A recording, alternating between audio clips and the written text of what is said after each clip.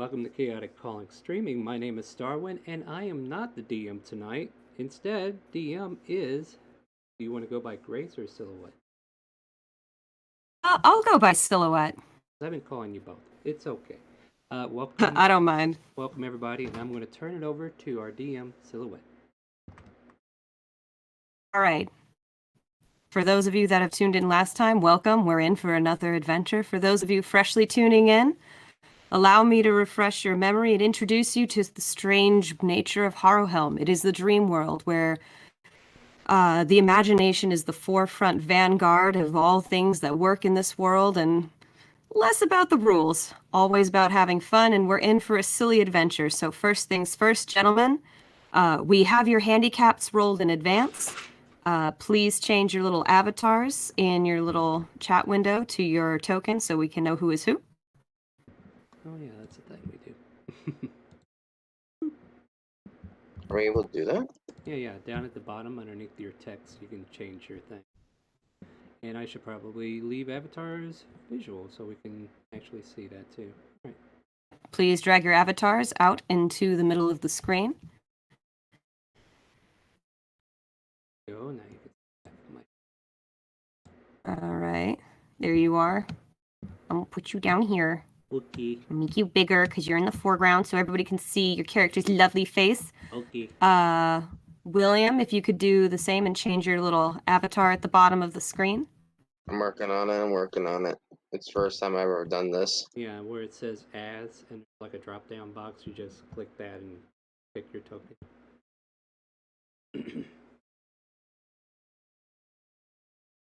And if you need guidance, you can check the stream real quick. If he needs to know where it is, he can check the stream. All right. I'm going to drag your token out. It's already on this. Onto the...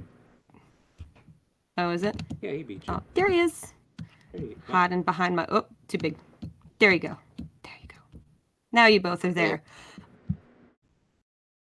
Yeah, drop down menu. Underneath the chat box. Yeah, where you type. Right below which is right next to the send button. Yeah, there you go. There you go. You've been educated. I didn't know I did that before. Noted for the future. All right. So, training wheels are coming off, boys. That means all the logical thought we were solving problems with last game is going to take a hard turn down Crazyville. You're going to need to find ways to solve all these puzzles and problems using strange imaginary solutions. So, for example, for the audience watching, say your friend jumps down a well. How do you save them? The logical thing to do would be to climb down and help them, or maybe throw down a rope so that they can climb back up. Well, in Harrowhelm, some of the more interesting ways of doing things is to pretend maybe the well grows a mouth and hawks up your friend like a loogie, or you quite literally pick up the well like a crappy cardboard prop and shake him out till your friend falls out. Or, in one of my other games, someone pulled out a silver piece that they had actually referenced a few times and tossed it in the well and wished him right out. Anything can happen in Harrowhelm, so let's put those brain juices to work. Now then, I am going to reread the state of semi-lucid and refamiliarize you guys with what's going on, so let's dive in right now as we enter Harrowhelm. Now remember, dreams are special things. Filtered by the mind of the dreamer, they can become many things. Prophecies, stories, warnings, even forgotten things. When playing Harrowhelm, remember to suspend your disbelief. Dreams are ruled by the fickle laws that your own mind creates. Follow your instinct, but abandon waking reason. You will not need it here. Once again, we are going to be playing with the state of a semi-lucid mind, but we are slowly going to draw ourselves back into a state of non-lucid. Now, sometimes we can call upon common logic for when we account for 2 + 2 equaling fish. The creative mind can find balance between chaos and order. But something I want you to try is using the dream logic. Now, dream logic traditionally consists of backwards reasoning with asinine rules we make for ourselves. We play what is called my game. DM gets final say, but you can imagine anything you want into this reality. So we are currently straddling a fine line between semi-lucid and non-lucid. Now, as you may have well been aware, we have rolled for handicaps. These are invisible rules that determine when you fall into dreams. There is one more rule at play now.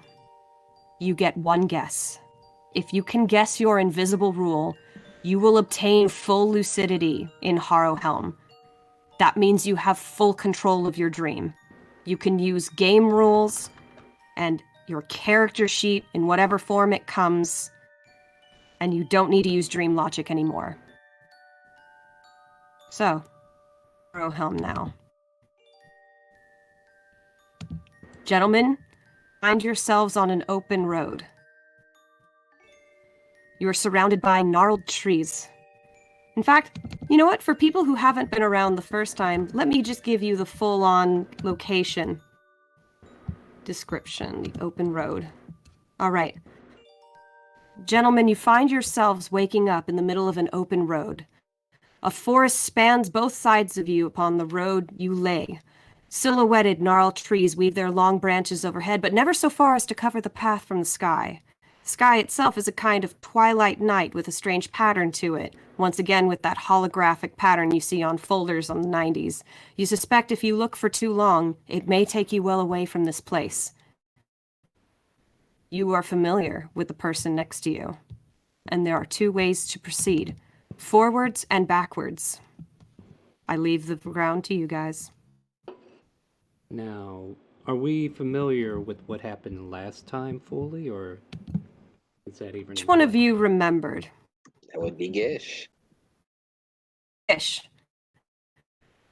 You're very familiar with this place. I'm not sure if you've ever had a recurring dream before, but even after years have passed and you jump right back in, you have a strange familiarity about the place. This is a different night. You don't know how long it's been since you've been here, but you see an old friend again. You remember his name was Gish? What do you think his name is? We're children again, right? That's right. Waving frantically, it says, Leon! Leon! Hello, friend? Running up to him. He begins running up to give a hug, and as he does, he pretty much just spins like he hit a light post, going around for a quick second before stopping mid spin, looking like he has little dizzy stars around him, going, it's good to see you, buddy. Yeah. Looking around, Leon's still trying to, gain his bearings, and he kind of, puts out a hand as almost to stop, and that was how he stopped, but... So, you seem familiar, but I can't... The name is slipping. You have to forgive me. There's so many people I meet, and why can't I remember your name? He says, oh, but you don't remember me? I'm your good old buddy, your friend, your pal.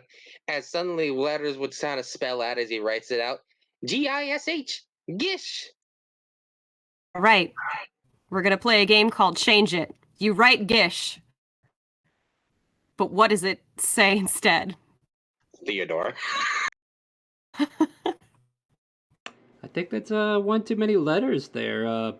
I mean, if that's how you say Gish in your language, I guess that makes sense. Looks like because I did fail spelling. Okay, yeah. That all checks out. Gish, well, Gish with a T. Yeah. Anyway, Gish with a T. What should we do today? Or where this... Okay, yeah, I must be, and I'm looking down, noticing my hands are smaller, my voice is higher pitched, and everything else,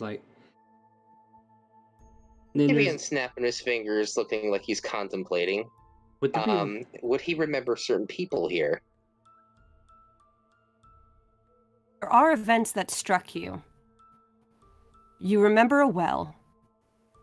You remember a great mountainous place full of nooks and crannies. A crooked signpost. And a strange lanky skeleton. but I don't remember. Unfortunately, Harrowhelm has a way of tampering with memories. And not a little girl. Are we glowing? Actually, do you put your hands in your pockets? Yeah, I guess I would. Do you feel something in your pockets? Hey, that's not where that. Yeah, pull it out. What is it? Or You should pull I? your hands out of your pockets. In my pocket. And lo and behold, you find yourself looking at two very bizarre pieces of equipment. So out of a small pocket. Molded pizza and what was it? A book. A book?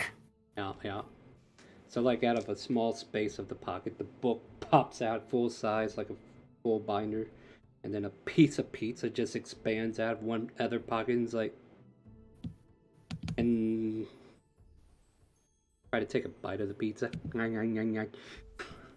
looks like It Leon, you must be tastes like hungry. citrus and sunshine. Ah, yeah, citrus and I don't think this goes well on a pizza, my friend. Hey, let's go this way, and I just point forward. Well, since he Right. remembers a certain skeleton, grabbing Leon like his arm is a bit of rope, Mm. and then spinning him around like a top stick. Leon, buddy, we forgot. You forgot our old friend.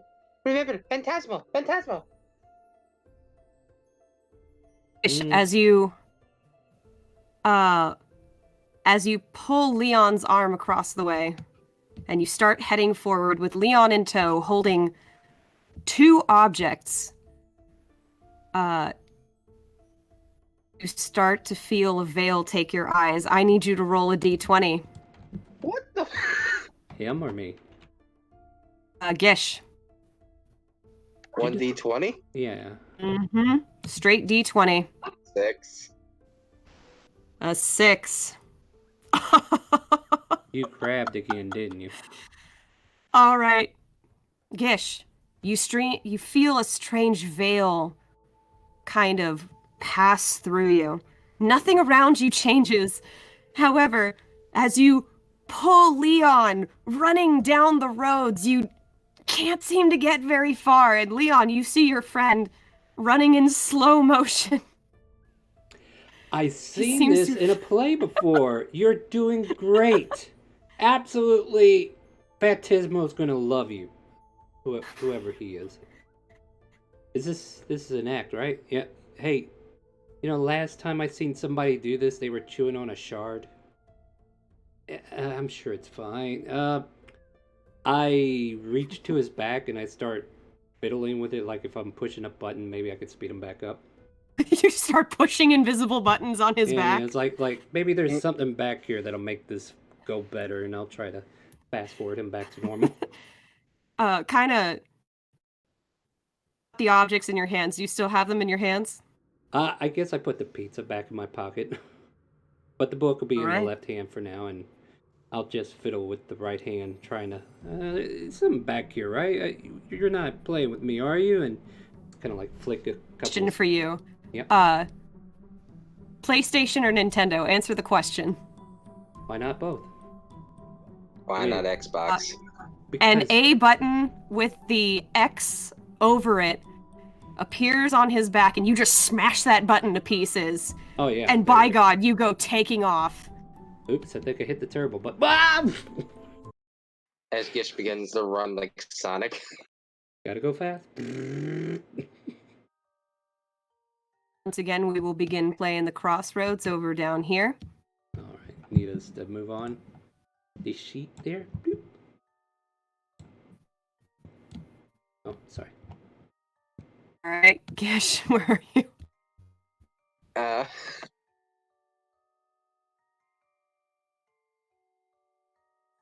Oh, Gish. You go down the road, speeding. Oh my gosh, you can't stop. What do? He suddenly makes himself fall forward, and as he does so, he would begin to skid as though something had hit a glass window, and you just hear the squeaking. as he's going across the floor slowly, stopping and stopping. Half his body is still poking out. The other half you just see is a green little trail before he suddenly pops back up, puts his thumb into his mouth, and blows himself back up almost like totally. That was painful. That's using dream logic. And so you skid to the edge of the gnarled thick, leaving a massive trail of just overturned earth in your wake, all the way to right over here. And the marionette at the crossroads just kind of watches you. My character see gets that up and after trolley? blowing himself up, he just opens With his the mouth. media. Sorry. And I'll just slowly make my way from when he left. He opens his mouth and you just see like the cataclysmic amount of dirt just start pouring out. You build a small dirt castle in the middle of the crossroads.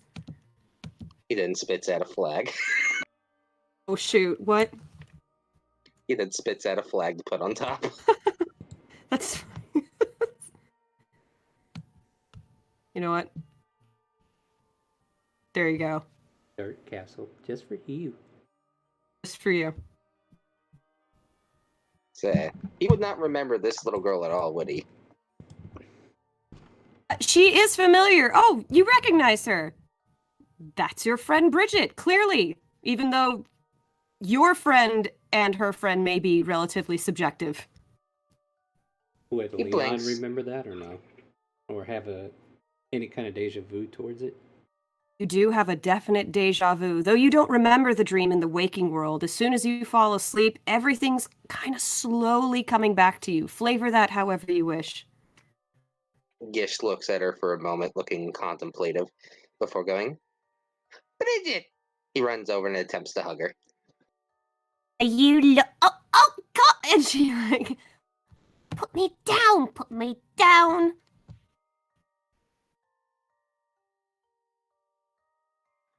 He then smiles, just like he's just like grinning ear to ear. It's almost literally ear to ear. Before he then actually puts her down and says, Bridget, you look bright as the sun. Oh, sun. Sun. Well, sun. you two got here awfully late. and she Uh, points up, and the moon's almost out. That's yeah. Oh yeah, it's probably late. I figured it was that late. I mean, Bridget, was it? And I'm like sticking my tongue out and biting it a bit, like I'm in deep thought, and got one eye squinted. Like, I feel like I know you from somewhere, but pleasure to meet you. Leon, now's an opportunity to play with dream logic. Invent a strange memory about how you two met, whether it is true or not. Did we meet staring at a pole and both agreeing that it was much too tall? How did you know? Well, there's the sign right now. Much too tall. Very much too tall. My gosh. There you have it. You know? You remember. Sorry. Do I have something for after this? Well, being held, so put me down if you don't mind. You might want to let the little lady go. And he would have let her go. And then he would turn to the sign, stare at it for a second, look like he's very confused for a moment, and then snap his finger and be like, I remember. Then he gets a little mad. You owe me 2 bits. Could you say that one more time? You cut out. You owe me 2 bits. Who are you saying that to? You heard the man, trolley. Pay up. To the sign. Oh my Strange. God, Was that an actual trolley you pulled out, or was that just coincidence? The little, as you may know from Bridget, there's a strange train, whether or not they haven't been invented yet remains to be seen, that produces 2 coins, and Bridget picks them up and pays you. He nods and smiles, and then puts him in the exact pocket he had put a certain something in before. So, Bridget, what brings you out here of all places? I was having tea time with the signpost. You both missed it. Oh, I hate missing tea time. Can we just rewind and be here in time this time? There is a rewind button that appears before you. Oh, yeah, let me just. Hold on, I'll be right there. Click.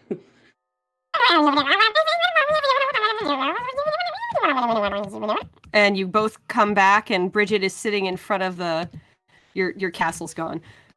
Sitting in front of the signpost is almost as if you both redid that scene. And she's sitting with a little tea set. And she's like, Go ahead. oh. Oh. And she recognizes you both again. Yeah, as Ooh, I'm so heartbroken Gish just waves. Sorry, Star? Nope, no. Leon was just kind of like strolling up, like, there, see, made it in time for tea. Aren't you glad we came in time? He nods and Oh, smiles and goody. says, right, hold that thought.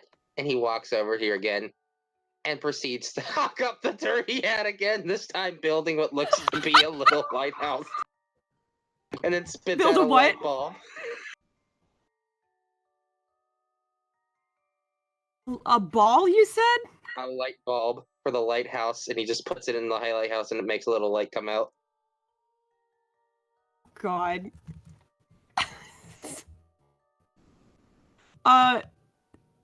Nah, here you go. It's making my life horrible. Suppose that works. This obnoxious small dirt lighthouse with a radius of light illuminates your lovely tea party with the sign. Thankfully, all of the towns start with tea, so the sign is well drunk. Well, drunk. Hmm. You know, he smiles looking at his handiwork. That is the brightest idea I ever came up with. Maybe we should hang you next time. She sips her tea. Yes, so. Bridget, what's on the agenda today? Besides tea. I don't know. You don't know. I don't make the rules around here. Aren't you the ones in the middle of a mission? Slacking off, are you? Mission, you Is say? mission? Something You on the haven't- tip of the tongue. Go ahead. You haven't forgotten about the shards now, have you? I've still got the book in the left hand. Shards. Maybe there's something in that book. Oh yeah, let Wait. me open the book up and take a look at it real quick. Blinding light appears. Oh god, I thought this was the quest log clump. Never mind, that was the wrong parchment. Question, because of this, can I instinctively shoot my hand into my pockets? You can. He reaches in and grabs whatever's inside. What the hell is in your pocket? A little dangling piece from a chandelier. And let's say a doll. All right. You pull out a little dangly piece from a chandelier, and strangely attached, like the characters from Toy Story, is a small doll. Although this time, the doll looks like one of those wooden figure drawing moldable pieces. It's faceless. It's dressless. It's pretty plain. My character takes that little doll and he puts it in the lighthouse. He's just gonna Now walk has a out. home. Now's home.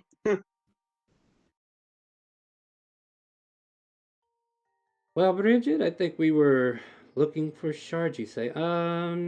Was there somebody we were supposed to talk to about this? I can't. Like, I feel like I should know all this, but it's not. I don't know. It just doesn't all click just yet.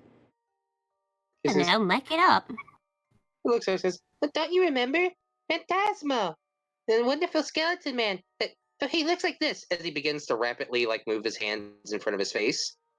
And now suddenly his face, No, continue. suddenly his hand, suddenly after rapidly moving his hands over his face, suddenly the face is of a skeleton with a top hat. Put your face back on, dude. That's not cool. I don't know who this Phantasmo is, but I don't think he's good news. He looks down in his hand to see the paper drawing of his face. He slaps it back onto his face. It's his face again. Oh my, how indecent for a second there. Bridget, knowing full well, and you both know full well she knows what you're talking about, looks you, Gish, dead in the eyes and says, "No."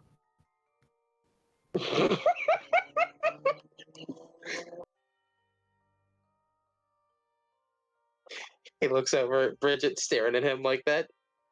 "I'm in danger." Well, yeah, Leon's just off mumbling to himself and just looking at the books outside cover and just kind of trying to pace everything together. Everything's not fully back like you were mentioning, but Bridget being a recognition, just well, and he's just kind of stuttering over A himself. strange thought comes to Leon. Oh, I like strange thoughts. Using dream logic, how might you ascertain the whereabouts of another sun shard? I know I'll pull out a compass from my pocket and it should point directly towards a sun shard. You pull out a compass out of your pocket. Aha! And you hold it out. And unfortunately, that book is way too dang close. Sure enough, I knew that was a catch. It works! Too well. Well, that ain't gonna help. I really do wish there was a teacher's sheet in school. Makes it so much easier. And thinking about it, oh, right. And he takes the paper off of his face, that was his face, and his face is underneath.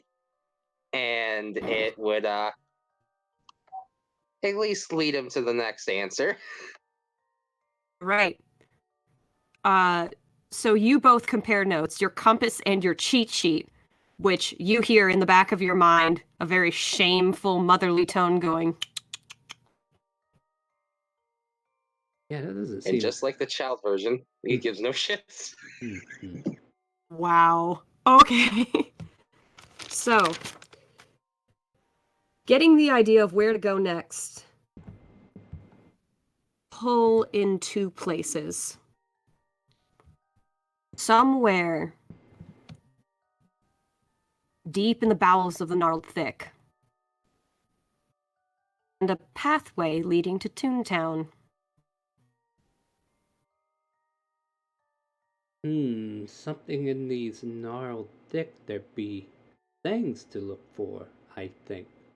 I don't know where I'm going with this. Anyway, something's over there. You're not going in there, are you? I mean, if that's where the mission takes us, Bridget, we need to go, right? It's a pretty thick forest, isn't it? Don't think you understand. And she shows you around. Do you see that? And she points to all the little children's spirits. Yeah. They're on the pathway. Uh-huh. Don't go in the gnarled thick. So what usually happens if someone has to go into the gnarled thick? Why don't you go in and find out? And she looks at you and sips her tea. Maybe I will. Yes. He smiles because says, "Hey, it wouldn't be the first place I've been in, so a weird, strange place that might have been threatening my life. Let's go."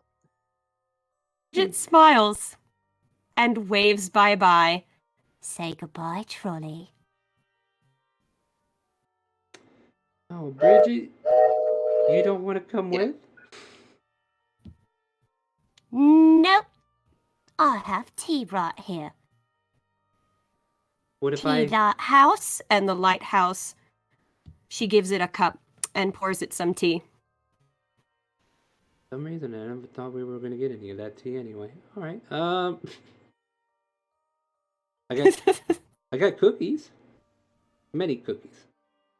You just have a crap ton of cookies in your arms. In fact, roll a d20. Okay, hold on. Go in there. Oh, that's not how you spell roll. 11. 11 tons of No. No, scratch that last logic. I don't want to be Oh spelled. no! Okay, No, Leon. I did it. Alright, go for it. For the sake of debatably having your channel of a certain way, you may choose to take this dream, or you may choose to roll a d4 for a different dream of your choice. No, give me the dream. What did I do to trigger this? Okay. Oh no. Okay. God. Give me the names of 3 to 4 people that you see frequently in your life. Well, there is Pyra, there is Shishay, and there's me. Oh wait, that's a mirror. Fizzer, and Fexy.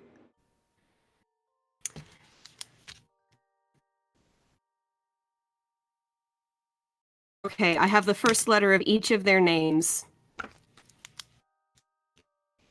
Okay. Roll me a d6. I am rolling a lot of dice for no reason at all. We'll find out. We got a try. That's a d20. Oh, That's a d3. Okay. Oh my god. Okay. She's having way too much fun, guys. I don't know what's happening.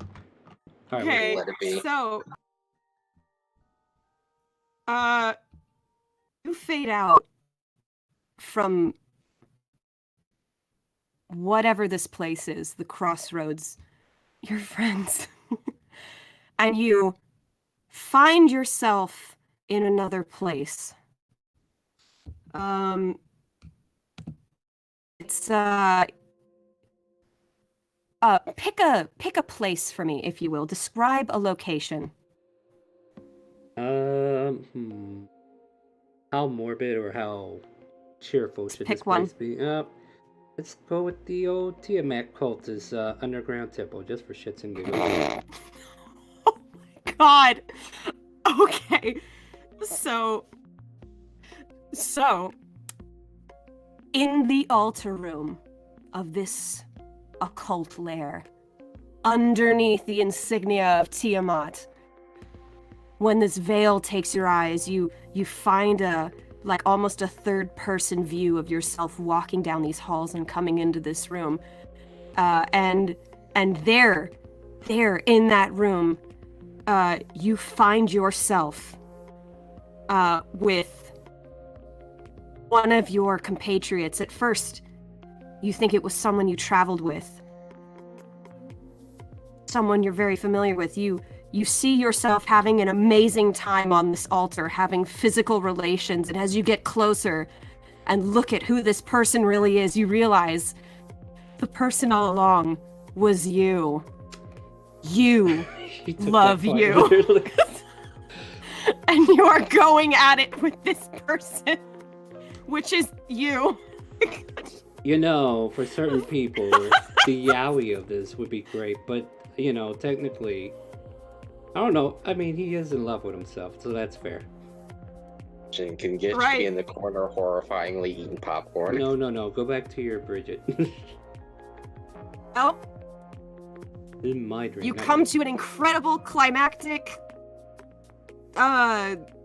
session with yourself, and you both roll over, admiring each other as well, Leon, I guess this is you we're talking about. What would you do in this situation? Fade to black. Yep, you do. And because yeah, that's And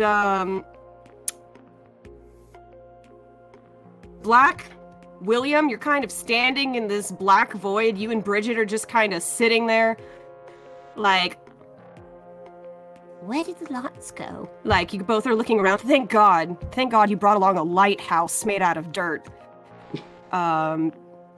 It's like sitting in an awkward room with one light on. Well, you both kind of look around. Yeah. Now what? He's just sitting down with Bridget and thinks this is... Everything seems a little foggy, Bridget, but I don't know. I remember you looking very sad. Everything all right? And he pats her on the head. She looks at you with soulless doll eyes. And she says, No. Oh, look, your friend's back. and Leon, you come back, halfway between having an excellent time and, you just walked in on your parents doing something. You're kind of like in between child and adult right now, and whether you choose to fully grow or fully shrink is up to you. That's awkward. That's an awkward time. Only when you in think all our about it that way.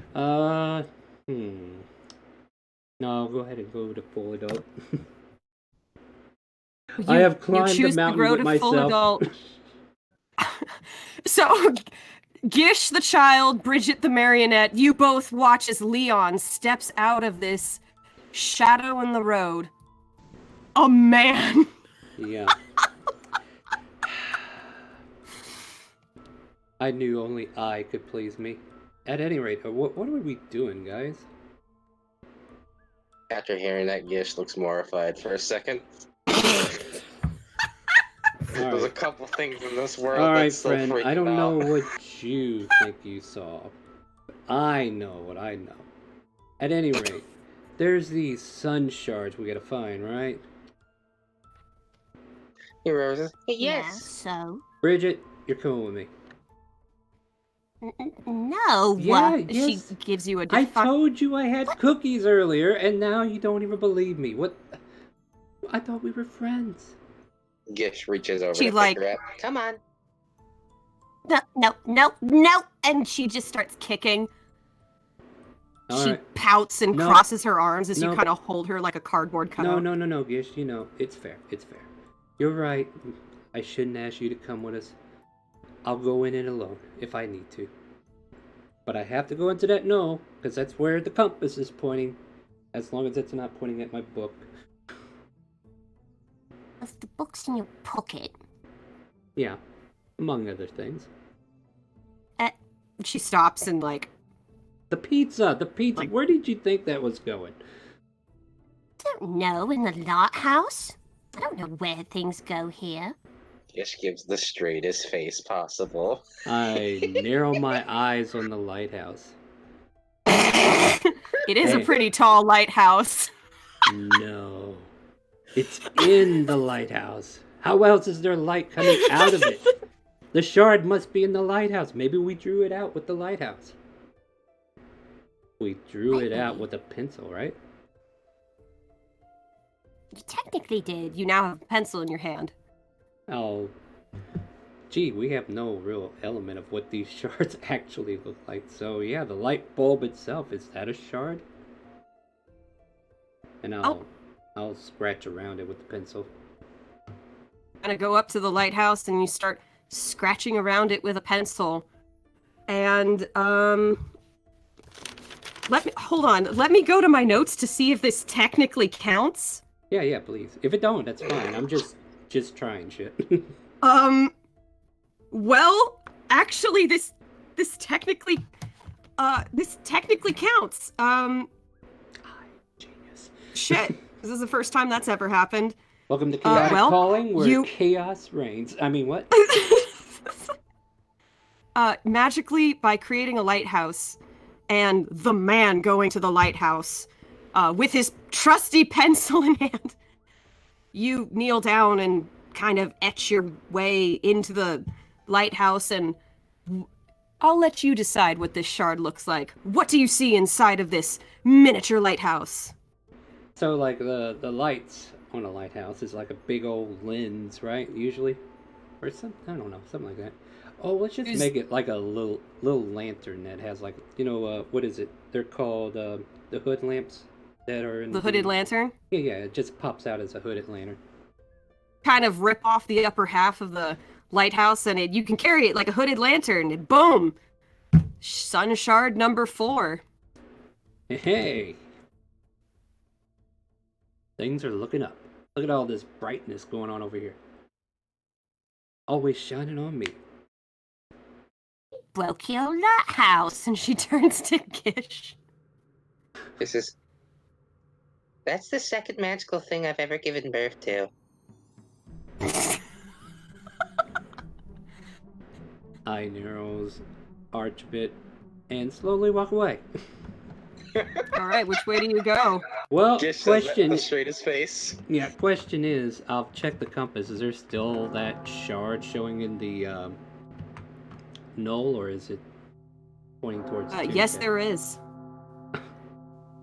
Huh? There seems to still be that shard over there too. However, you Uh-oh. also hear the sound of tolling bells. About tolls. Oh, Is that bad? got to get going. Yeah, Bridget. And- Where are you headed? Wait, would my character remember kinda this say sequence? Both know very well what this sound means. The minute the bell starts tolling, the moon comes out.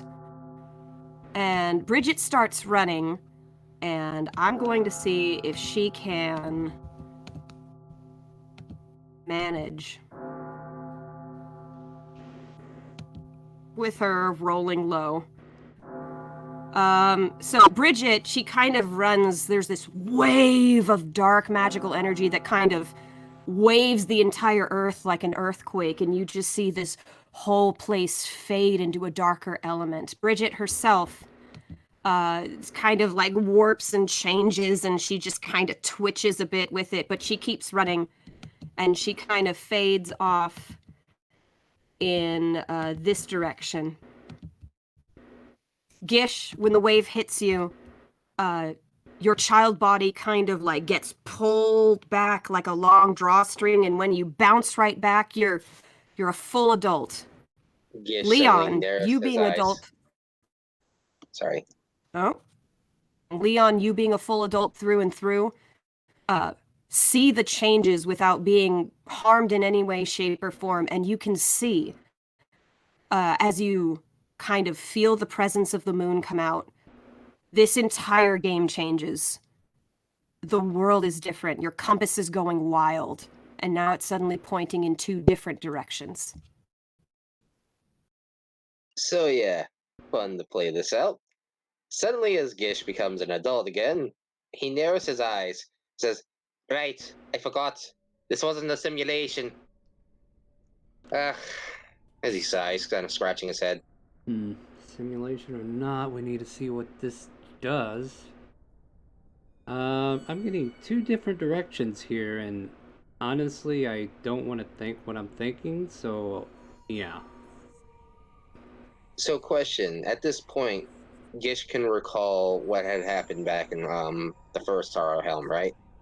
Soon as Harrowhelm happens and everything changes, you get a very real sense about what's going on. Your adult fears start to sink in, the shadows become longer and darker, and you feel vulnerable in a place like this. They're all gonna laugh at you. Yeah, so like probably some of the fears for Leon is the fact that nobody will love him as much as he loves himself. But anyway. Leon, your compass is now pointing this way and this way. So, yeah, we can go up the road if you want, or we can go through this forest. As tempting as the forest is, I don't think during night is the best time, or when the moon is out, I should say. Is So, this yeah. sign next to us doing anything different? Sign looks weathered and destroyed. Hey, sign. It's harder to read. Sign Ah. says nothing, it's a sign. Yeah, I'm just checking to see if there's any sign of life. Alright, So yeah, this. I guess let's travel the road northward there and see if we can't figure out if there's or whichever way this is. And Yeah, with a horrified look on his face, Gish follows. Says, "Aye, right. I don't want to be any place near here again. I don't don't know worry, why this is happening." I'm pretty sure Bridget'll be fine. I mean, she's a big girl. Right. Just a moment, I need to change something. Alright. Oh God, this quack again? No. Please enter from down here. As your command, DM.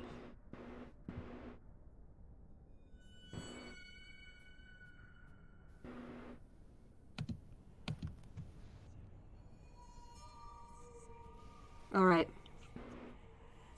Compass in hand and moving towards this direction. Is there a ping anywhere from it? Or general direction, I should say. Alright, let me see if I can find something first. Oh yeah, absolutely. While you do that, I will catch up with chat. How's everybody doing?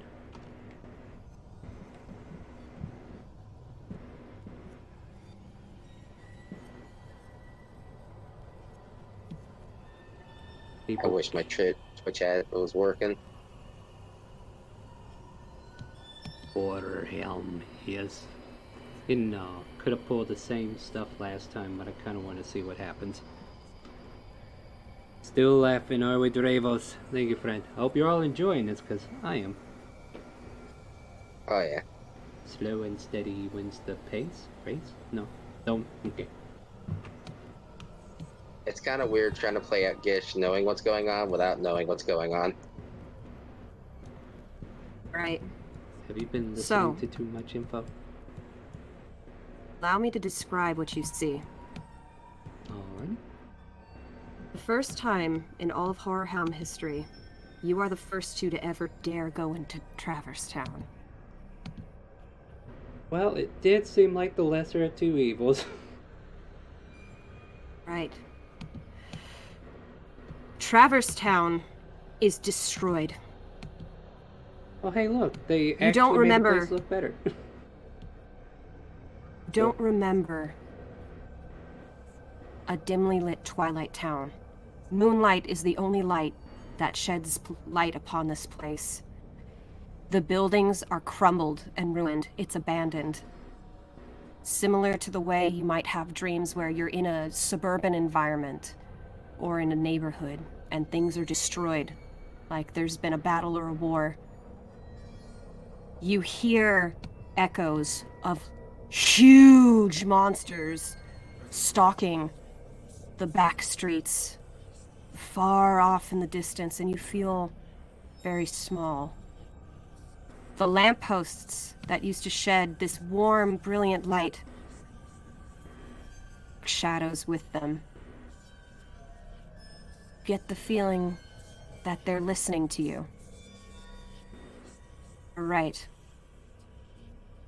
Much like a dream, you have entered this town and an idea pops into your head. Is to survive. Gish takes out the piece of the chandelier and flicks it a bit, recalling that it was to one of these shards before. As he says with an annoyed tone, "This place is giving me too many flashbacks." That loud, monstrous noise. You know that scene in Ghostbusters where they say, don't think of anything? Unfortunately, Leon's thinking of Tiamat. Tiamat, is that you? Well, Or is that you? Roll religion check. because Tiamat is very, actually, let me just put dragon. Near and dear symbol to you. You remember her well and all the things she is about her. So, in the great, grand backdrop, flying high above the sky, is a large skeletal dragon. hovers above buildings D and Q, looking for people. You sense that it hears a presence nearby. Okay, so... Okay, looking at A here. Is there a door or anything that we can get to? This was once a comfy cottage. God, everything's You this kind way. of go up to this little fence. There's a door right here. Does it have a ceiling? The roof has a hole in it. Yeah, that You doesn't have a look safe. terrible feeling in the pit of your stomach that if you go inside that house... I'm sorry, you cut out? Terrible feeling that if you go inside that house, things will change. I have a horrible feeling if we go inside this house, things will change. Hey, Hmm? Leon, Yeah? I can take a look at it if you want. I'm debating on whether this is a good change or a bad change. I'm thinking it's a bad change. You know, just from Yeah. the... I might as well try. Last time, if anything, could kill me. I don't know. He just kind of walks around. Yeah, try to stop him, but he's already gone. Oh, darn. So, you stay low to the fence, Leon. Yeah. And you watch your friend who's been wrought with horrors straight out of Barovia, enter a place that you yourself, Gish, are extremely uncertain about. When you open that door, there is literally a wall of pitch darkness inside this house. Do you enter? You okay Yeah. over there? You enter? Looking back with those bags under his eyes, like he is so done with shit. He just May looks be at done the with darkness. shit, but your mind is still very vulnerable to fear. This feels You a know what? lot like Barovia. He's gonna walk in pissed. You feel anger. Cold anger when you walk inside. A wave of emotional turmoil follows you.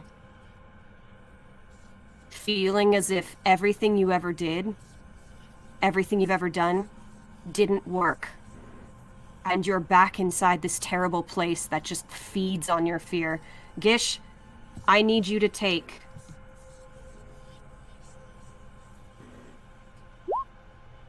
12 points of psychic damage.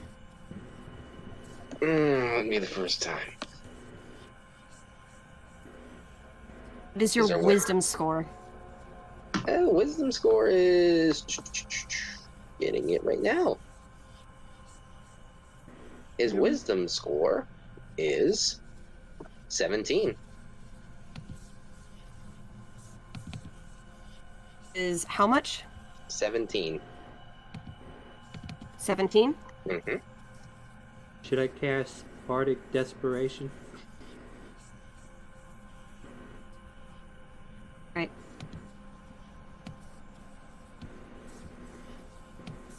Inside this house,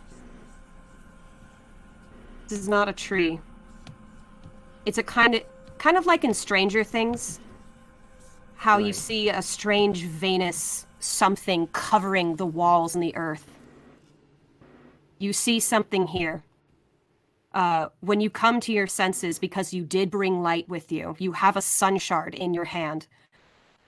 You see something having wrapped around your leg. Need you both to roll initiative. Oh, boy. How do we do the thing that we do? Let's see. Whatever your Initiative initiative 5. is in real life, on your character sheet, just do a d20 plus that number. I trust you. Here you go.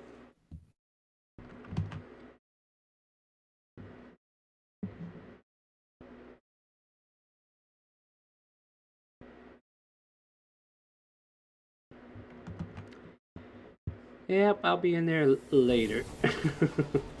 Mhm. Ooh, this music. Right. I like it. I almost So- want him to die now.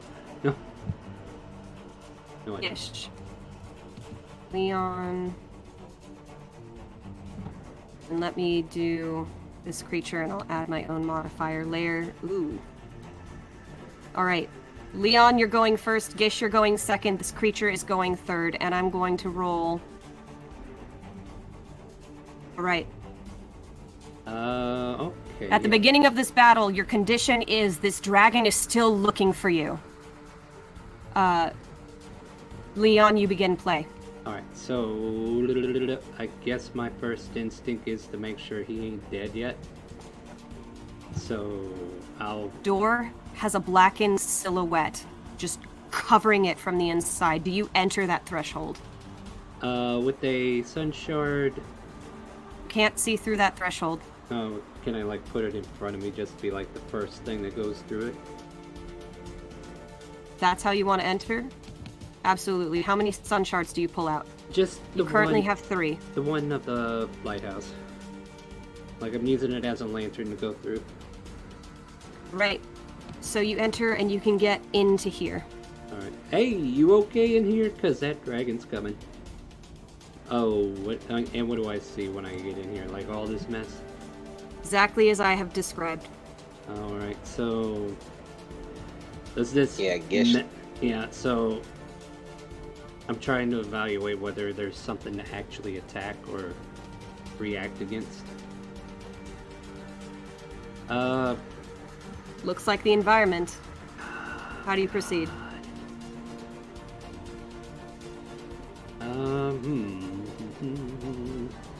Sorry for taking a while here. It's been a while since I've been a player in this kind of situation. Oh, it's fine. Yeah, it's been a while. I cast Tasha's Hideous Laughter at it. Do you? Yeah, sure, why not? Sounded funny. Alright. So, you cast Tasha's Hideous Laughter at it. Yeah.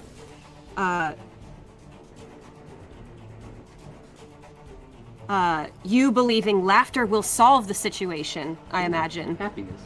Let's think happy thoughts. Aha! Works to your disadvantage. Mm-hmm.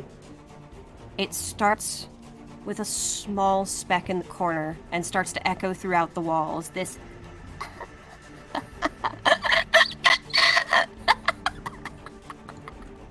Hey, it sounds like it's working. rattles your soul. They must make a wisdom saving throw? Yes, you do. Same with you, Gish. Oh, wait, me? No, I thought them. Shit. Alright, no, that's cool. This is Harrowhelm. No, it that's doesn't fine. work. That's fine. No, I'm absolutely on board. No. Don't worry about it. Alright, just bear in mind, magic does not work here like conventional means. Mhm. It This- comes from intention. Remember that. Yeah.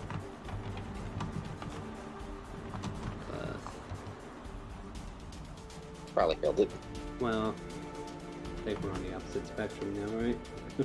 Oh, you guys rolled really high. That's bad. But I'm so good Remember. at this. High is bad. Cautious. No. Yep, rolls are reversed here. Roll low if you want to do more. So in this case, I need to be the one who's doing... Oh god, being a bard sucks. Sorry, my dude. No, we're cool. We're cool. I'm all aboard. Alright, so what happens? Tasha's Hideous Laughter, what is the damage on that? There is no damage. We fall prone and start laughing like hyenas. Fall prone, but you do not laugh, but you hear the laughter. Alright, so we can agonize over the laughter being laughed at. Oh my god, that would play on like the fear of he's being laughed at. Oh, now you're being laughed at by entities. Well, that's...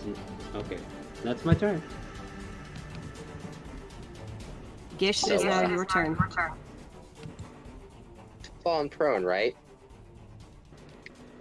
You've fallen prone. Well, I take it healing also probably is reversed here too, isn't it? I don't know. Well, as a bonus action, I will attempt one of my dice.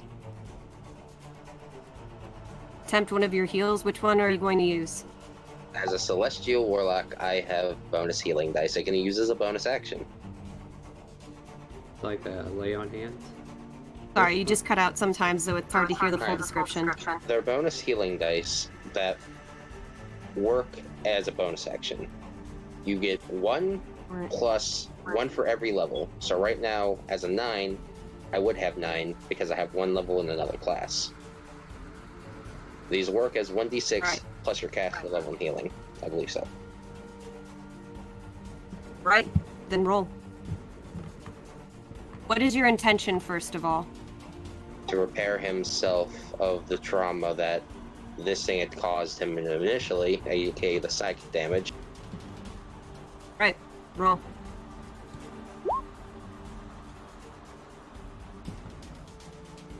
$13. All right. Gain back 13. And as an action, his intent is this thing wants to grab him and take him away, right? Grabbing you. You think it's going to take you away. This thing, no gish, does the grabbing.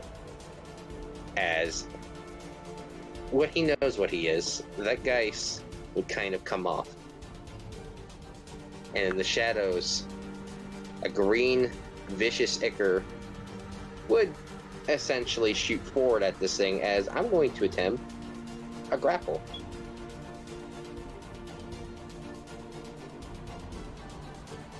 Going He's to gonna attempt grab- what?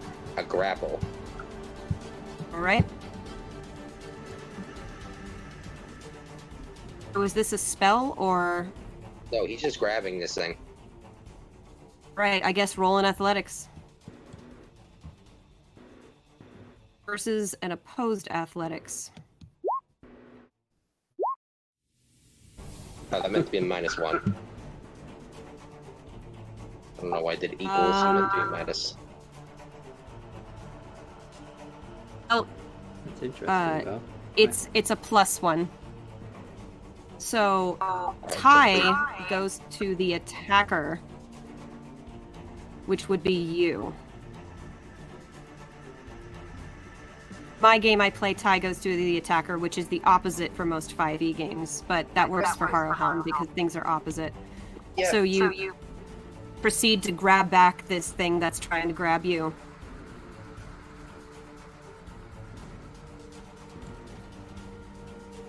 Dark, And can if you I- hear him? I can't hear him. Yeah. No, I wasn't speaking. Oh, okay. I was being polite.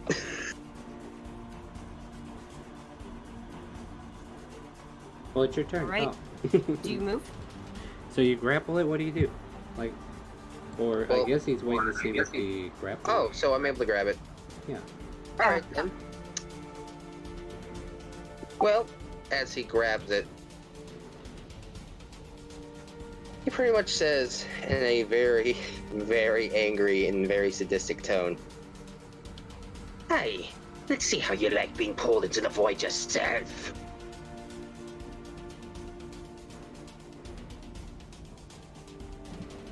Right. As a... Oh, sorry. Oh, sorry. You keep cutting out. I can't hear you. I keep cutting myself off because you're talking. I'm sorry. Oh. Yeah, he's gonna attempt to, while grappling this thing, he's gonna start trying to eat it. Well, push into his body, really. Right. Well, you're gonna eat it? Oh, well, sure. Like a But snack. on your next turn, I guess. Yep.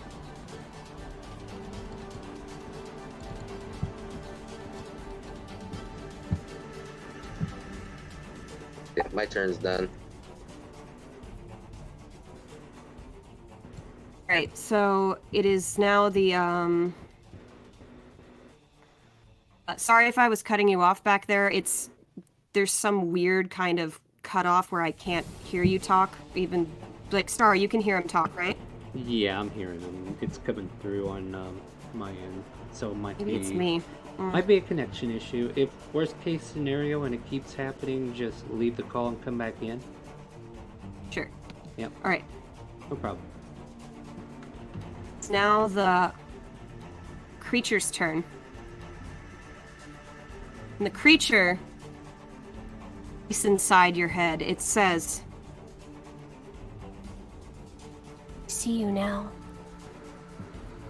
Soul is black. There is no joy left inside you.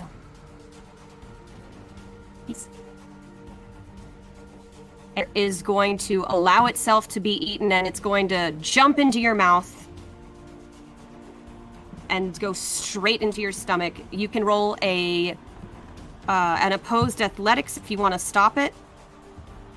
No, that Or was you his can let it. intention. That was his intention. He lets it. You swallow a piece of this blackened Icarus vine thing. Gish, sun shard in your pocket shatters. Oh.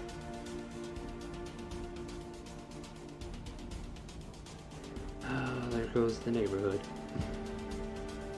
Prices are gonna go down, the whole place is a dump. Nobody wants to live here, and neighbors like this. Yeah, whose turn now? Leon, Yeah. you watch your friend his shadows start to increase. Side anymore, because there's something incredibly devoid about him. It is your turn. Would I still be under the effects of my own spell, or would that matter? You are no longer under the effects of your own spell. I would like to stand up. Do so. I dust myself off. Okay, let's see how we can put this one to rest. Oh, God, what's wrong with your face? Would he be able to reply to me, or no? I'm going to say he cannot reply right now. Nobody's Yeah, Gish would be in the midst of he's trying to eat this thing more. Yeah, so I'm over here deciding eating is not the answer. I would never have gone that way anyway, but that's just me. You know, my diet's kind of set on food that actually feels... Anyway, problem needs solving. Dear Lord, this environment needs to go away. Can I conjure up a flamethrower and just burn it all away? That is your intention, then yes. Do you have a spell for it? I have Fireball, but I'm thinking of different ways of casting. Absolutely. How would you like to shape Fireball?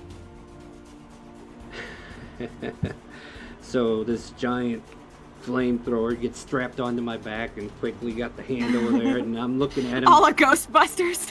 Yeah, kind of like I got this Ignis in my hand now, and I shoot it straight at him, but as it licks out towards him, there's like a split in the fumes, and it like encircles around him like a careful spell was placed or something. I don't know. I've seen people do that. It looks normal. And then it just encircles around and burns whatever this entity is right there in the center of this room, or, you know, it's laid out there. And I'm just trying to wrap around my friend and just ignite whatever this is. All right. Roll for damage. It does not get a dexterity saving throw, as it is currently immobile. Alright, let me see here. It's, whoa, really? 8d6? Okay, we can do that. Yeah, Fireball is spicy.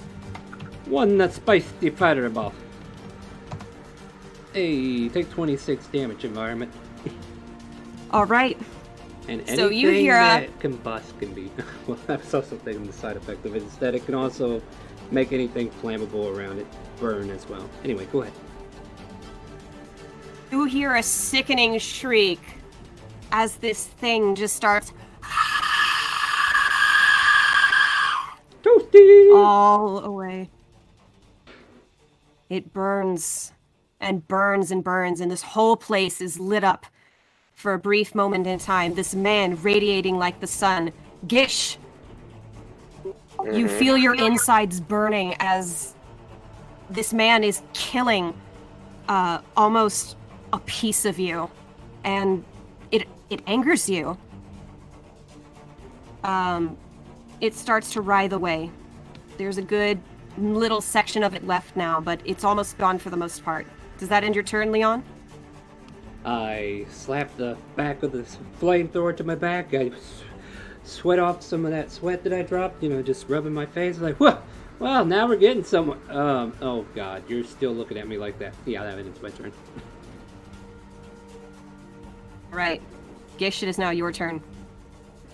This is everything I've gotten, everything I gained.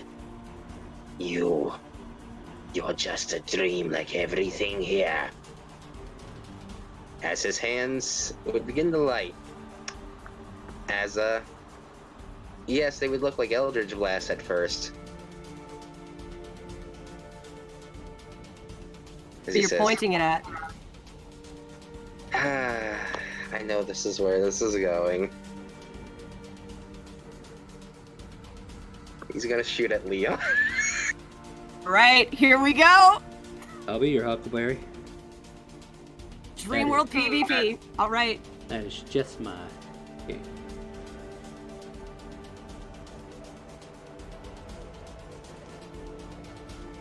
As he lifts his hand. No, friend. You need to put that down. And as he lifts his hand, another hand would appear next to him. As he begins to charge up Eldritch Blasts. He says, I gained things to save him, yes! And you're just like everything else. I know that one.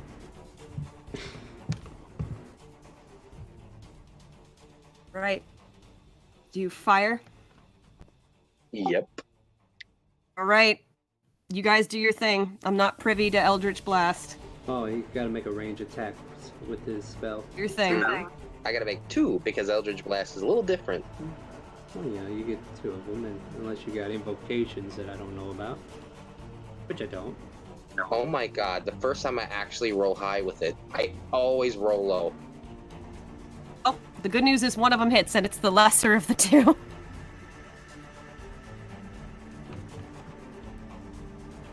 Okay, roll your damage. As you see a beam of crackling energy come from him, almost sounding like a thunderbolt. One shoots right past into the street. And the other one smacks right into you. Right. You're able to dodge once, but Leon not a second time, and you get sent flying into the street all the way back. I'm gonna go right here as you get blasted out of the house. It was a loud noise, and you know for a fact that something larger, something that's looking for you, heard it. Yeah. Beginning of the next turn, Go ahead. it will now come into play. It's now the entity's turn.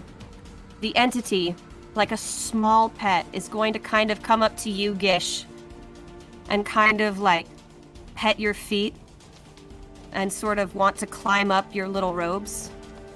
Help us. Help us. He lets it. He even goes and grabs for it too. As he says, I won't leave anything behind again. Not again. Not again. You now gain, this yet because nobody's done this before. Well, I'm playing an emotionally traumatized character from Barovia. You gain the corrupted feature as you now, your robe is now almost armored by this stuff, this gnarled, veinous, strange substance. It covers you. It hugs you. You feel one with it. You also feel powerful with it. Suddenly the darkness doesn't feel so bad anymore. It's like you're swimming in the stuff. It's great. Rides him home. Alright, I'm gonna put this away and I'm going to give you another condition. Let's go with... oh, what's a cool looking thing? That one looks like poison, but I think I'm just gonna go with this. Alright, so that's the end of the creature's turn. Top of the round. 5, 10, 15, 20, 25, 30, 35, 40, 45, 50. The dragon flies overhead, and you feel this undead entity just kind of on top of these buildings, crushing them further. Its wings span out like arms even, and its bones stick into the ground like spider legs as it crawls forward. It's looking around.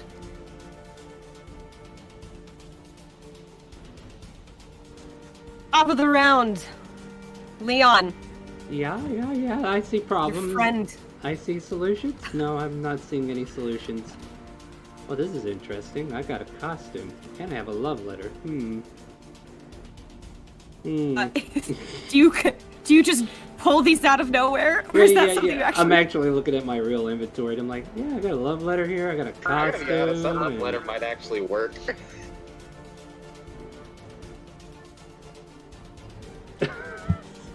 I'm gonna write a fresh love letter to the dragon, and it's gonna read, "Dear Dragon, I've always loved you. Tiamat was my favorite. I pin her up everywhere.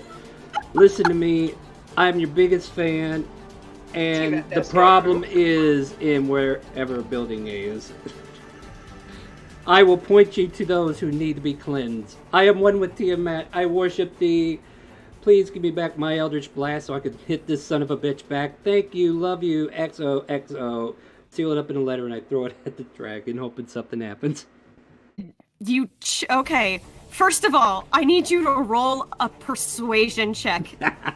No, and you are going I'm to good roll... with this. Wait a minute, maybe I'm not. Let's see, I got a +7 to this. Alright, and I'm gonna roll what? You're gonna roll persuasion. Alright, let's see what that... Oh, hey, that's pretty low for me. You did roll low. Love me, Tiamat! You vigorously write this letter and you seal it up and you just slap your tongue across an envelope and you seal it tight and you just...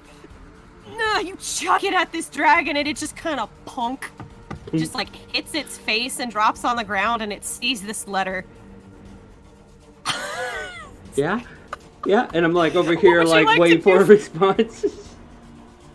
What would you like to do with your movement? Slowly back away just in case this goes awry. Move yourself, my dude. I'm getting back over this way. That'd be 30 feet if all that was an action. You back into an alleyway. Gish, you're up. Can I de-inspire him?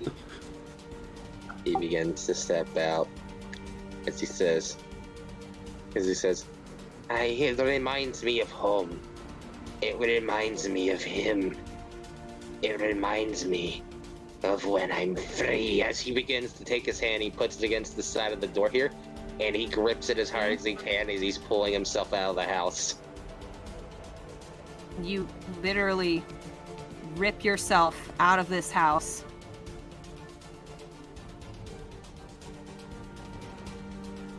That was Father Ursa. Oh yeah, I was like, oh, who left? Huh. Alright. So, Ish, you're out of the house. You could literally walk through these walls like it's nothing. So this dragon here, what's it doing? Yeah. No love letter, duh. Paper on the ground.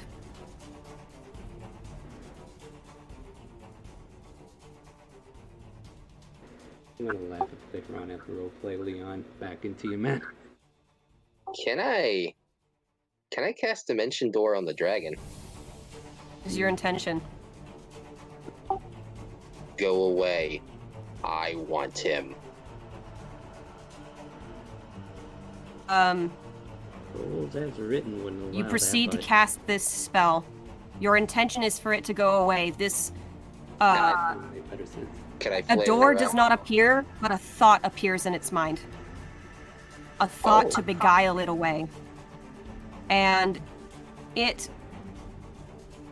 steps back, almost frozen in place, as something, like its feet almost become petrified for a moment. You feel that you're able to go.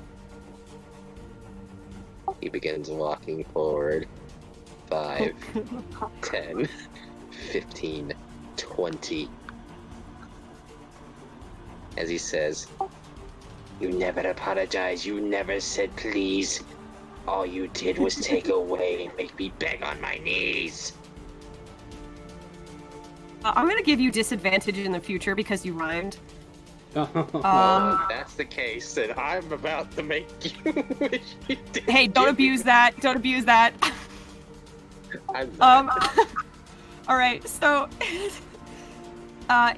creature is no longer in play. However, it is now the dragon's turn. The dragon does not proceed, but it does pick up the love letter, and it starts to read the love letter with this tiny piece of paper in between its claws. And if you could imagine eyeballs, you kind of see its head shifting as it's going down the lines. See, if the dragon is persuaded. I mean, I already rolled persuasion on that. I just need to look at something. Alright. Fuck. Love me. Love me and despair. Well, No. that's its action. It cannot move. Alright. Leon, it is your turn. Oh, what other implements of destruction are in my inventory that could give me an idea? I look over at our possessed friend. I give him a wink. I pull out a map. I point to a spot on this map. And I'm hoping I just go. What spot on the map are you pointing to? I will point to somewhere around... Oh god, I don't even know if I want to be there. I'll point to Toontown. Fuck it. Pull out a map and point to Toontown. Wait, like, you know how sometimes people do backflips or kill themselves or just kind of, like, do some weird shit to kind of, like, get in or out of dreams? Yeah. What do? I jump into the map and the map rolls up and disappears. Kind of jump into it and shwing! Ba-dum-bum, ba-dum-bum! And I move on to the next world. Alright, so this is going to be a little strange. There is a way to run it through two maps if you want to learn. How do I run two maps at once? Alright, so instead of moving all the players to the same map, you can literally take the token of that player that's showing right beside you at the bottom, and then drag that up to that map instead, and it should move just that player. Like, where you see me down here next to Grace, and... I see you. I'm gonna put you up here. And then... Alright, are you in Toontown? I am still showing on the other map. Let's see. I'm gonna try and put you... Not the actual token that's on the map, but my... Yeah, there you go. There you go. You see, I teach stuff too, by the way. Oh my gosh, I'm learning so much. Yep, welcome to ChaoticCalling, where we also teach how to use Roll20. Alright, where do you want me to be? Or does it matter? Where do you show up? Boop! Right there, that'll work. Because I remember right. I remember this old inkwell and this person here, but yeah. Right. You can still hear all the music playing, right? Yep. Right. In Toontown right now, it has a different set. Toontown is not as horrendously affected by night as the rest of the other places you've seen. Cul-de-sac.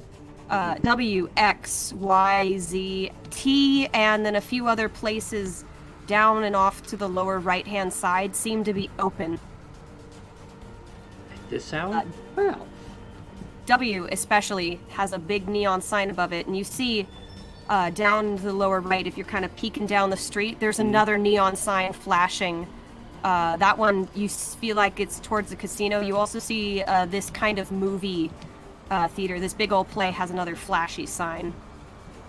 Ooh, sounds like I have options. You do have options. What's the sign out there on W? It says the Salty 7.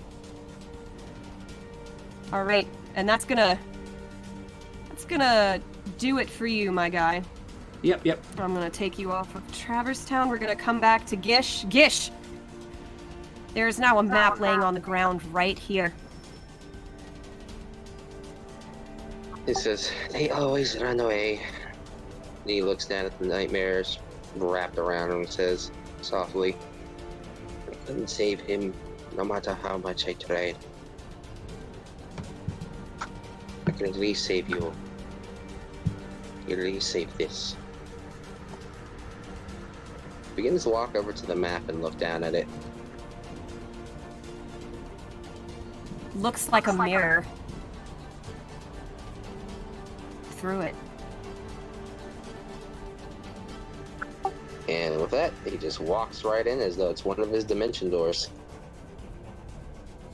In doing so, takes you to Toontown. You've activated my trap card.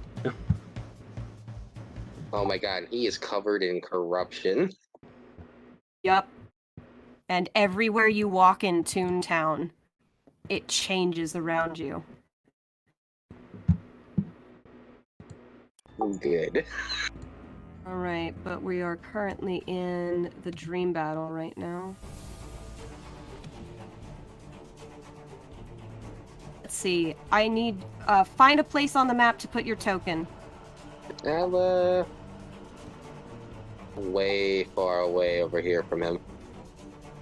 Got it. By H and E. A lot of these places are closed, and a lot of the stock characters up and around seem to be more villainous monster types. Oh, Right. The creature is no longer in play.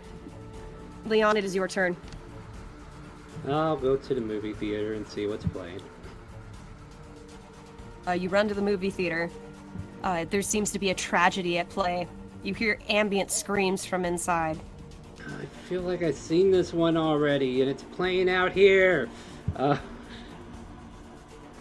what? Okay, so I hear screams from inside. Either it's really good or it's really bad. I go in.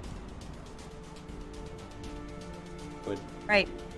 You enter the theater. I don't have a separate section for the theater. No, it's fine. Theater's mine. You enter building T. Let me open my notes. Rid of this. Alright. We're in Toontown. Building T. This is the Great Est Playhouse. Imagination runs wild here. Every story, every play, every tale is officially, quote-unquote, played out here for dreamers to see and sometimes even participate in. It is pridefully acclaimed to be the hottest hoppin' spot on the block. Now, right now there is a tragedy at play. What kind of tragedy is at play, Leon?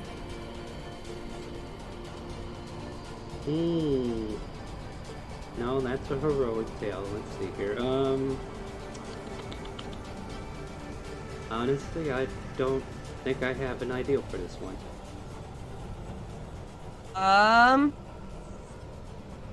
gonna turn it over to Gish. What kind of tragedy is playing? I'm trying to find where that song is. All you see is a well with those thick moor trees swaying in the wind. And you hear,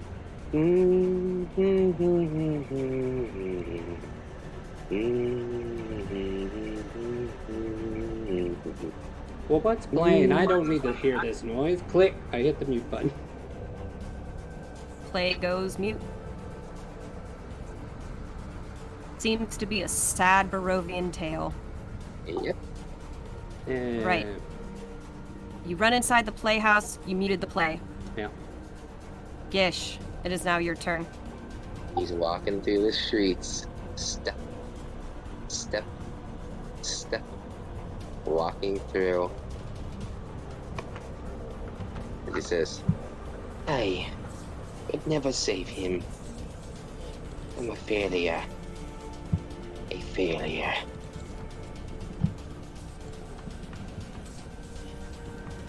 What's this thing right here? That's an inkwell.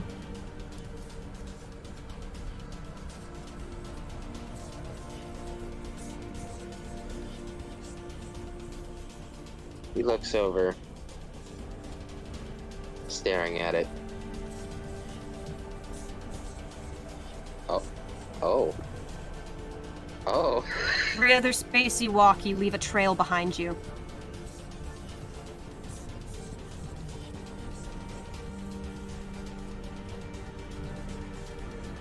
He walks over to it, and he throws the inkwell down, letting the corruption spread like he's been doing with the steps. Oh my god. You hear Toontown going up in acid. Like from Who Framed Roger Rabbit, the dip just spreads in this massive radius. I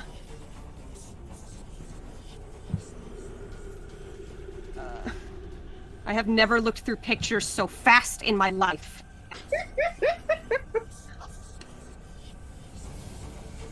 Let me see if I can find If you want, we can also take a break at any point here. Oh yeah, we'll take a break in like 3 minutes. Give me a... Yeah, no problem. I just want to give you a chance to do what you need to do. Alright. You spill the ink, which is starting to spread.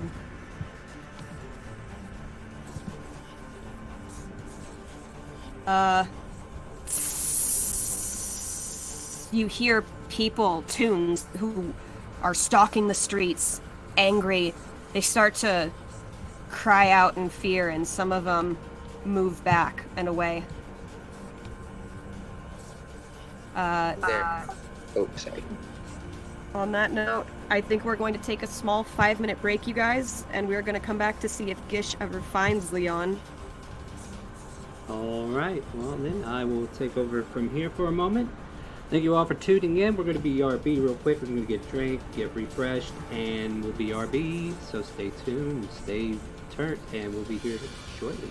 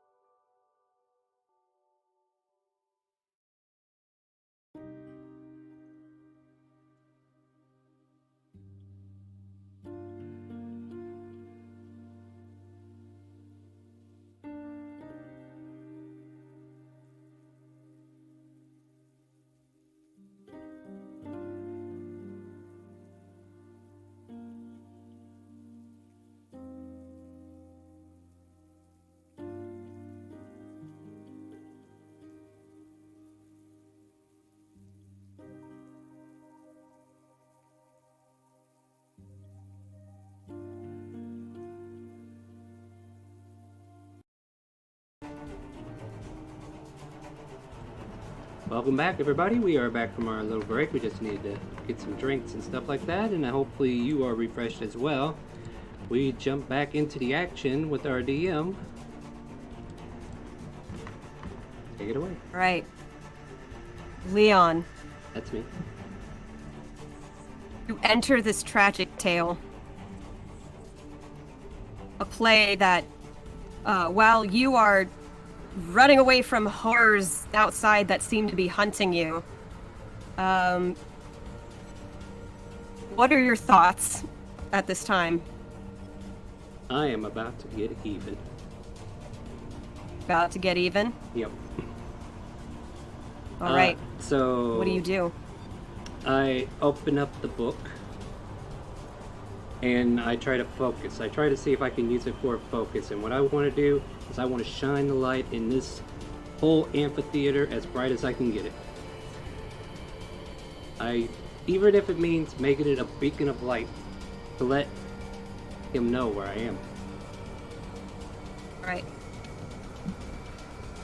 So, let me go into this. You are currently carrying 3 sun shards. Mm-hmm. All 15 feet. Yeah, set me right there. Beacon of daylight surrounds this whole area. Gish, you can see it. Yes, sir. You know Ted. exactly where he is.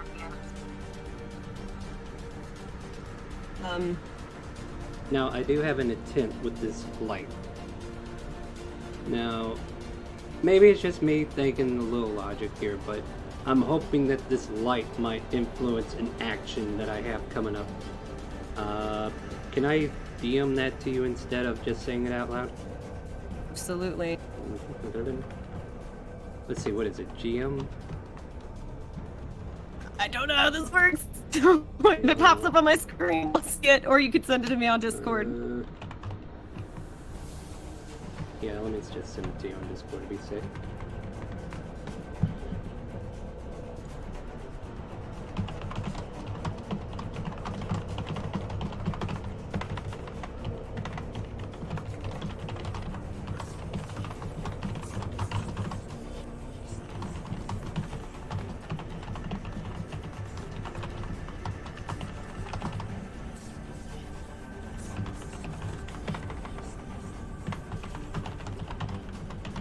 Boy.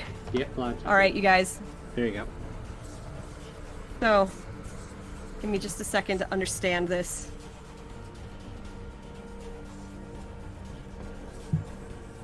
Right. Understood? Okay. So yeah, that's my turn. Right. Leon, as you do this, as you get ready, Gish, as you start entering, something appears behind you. You ever get that feeling something staring at you? Right. Does it seem threatening? Gish, you start walking again.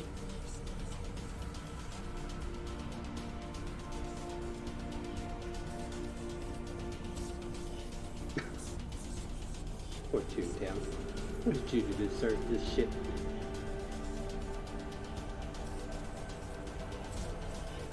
All right. That's 60 feet. Mhm. Yeah, I'm just gonna stick this on top of you. And to the back. There we go. All right, so you enter this radius of broad daylight. And Gish, as you do, you feel something He backs up. hiss and writhe on top of you. You can withstand it, but the thing around you cannot. He backs up.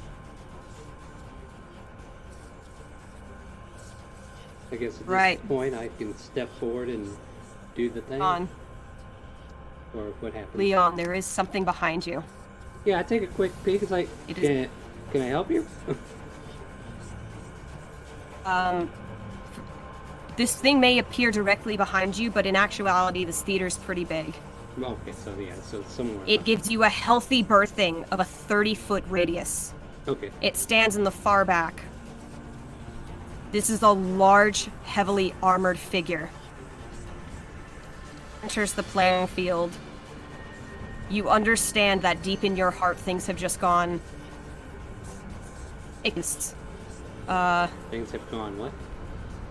Things have become extremely serious. That's what I meant to say. It's hard to kind of see what this kind of figure looks like, but you can tell the armor upon this entity is has a strange organic nature to it. It holds a great and giant weapon from the hilt with the blade, some kind of blade of a kind on the ground. You can't quite make it out, but it seems to wait for your move. Leon, it is now your turn. With a snake's tongue in hand and a bit of honeycomb, I ball them all up in one little ball. These are like the material components. And then I just toss it out in front of me. And I kind of like say over my shoulder, you know what? I can get 12 people in this. That's perfectly fine. You want to hang out? I got a suggestion for you. And I cast Mass Suggestion on him. And I will... Do you need to be able to see him to cast this spell? Oh yeah, I guess that's true. Well, I'm aware of him, right? Or am I not? Need to visually see him. That rule must stay the same. Alright, 12 creatures of your choice that you can see within range.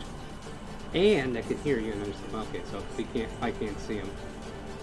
Because things have become incredibly serious now with certain new people in play, you must use the rules now. Then I guess if I can't see him, because I thought I heard a description of what he looked like, so I thought I knew where he was. But if I don't... You are behind closed doors. Okay, so... Well, no, him, I would walk out and go ahead and cast that Mass Suggestion on him. Alright, so you are now here. Alright. Are you saying I couldn't see him? The doors of the theater closed behind you and you were inside the theater.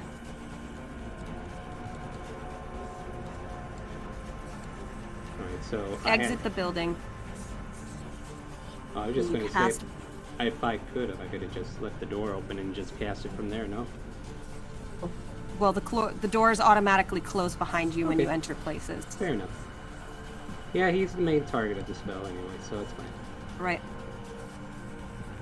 What do you need to roll to oppose Mass Suggestion? Wisdom? Yeah, Wisdom saving throw. Right. You're looking to beat a 17 Gish, or however. rolls are no longer reversed now. I failed. I suggest you evoke whatever's inside you and that's possessing you and rid yourself of this nightmare that you are creating for not only me, but for everyone out here. Look at what you're doing to Toontown. So yeah, that's pretty much the course of action. Just get rid of what's inside you. Right.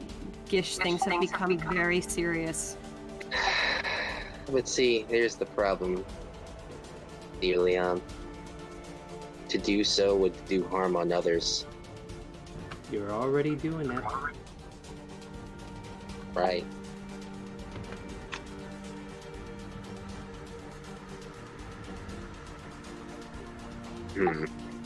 How should I play this out? The suggested Because course right of now action he's- can continue for an entire duration of 24 hours, by the way. Right, Unless the but the activity thing can be is- completed in a shorter time. Thing is, he sees this entity as someone he needs to save. As someone.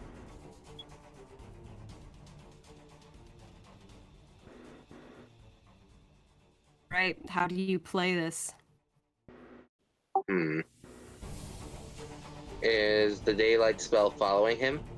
I am the day. I am the night? Daylight no, I am- follows him. Alright then, he does so. By backing up out of the sunlight. It's still inside you, friend. I think you need to get rid of it.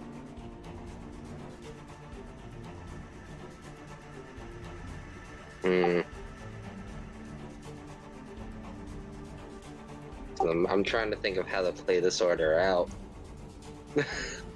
Well, the order is pretty clear on trigger. That thing has to get outside of you and quit influencing you.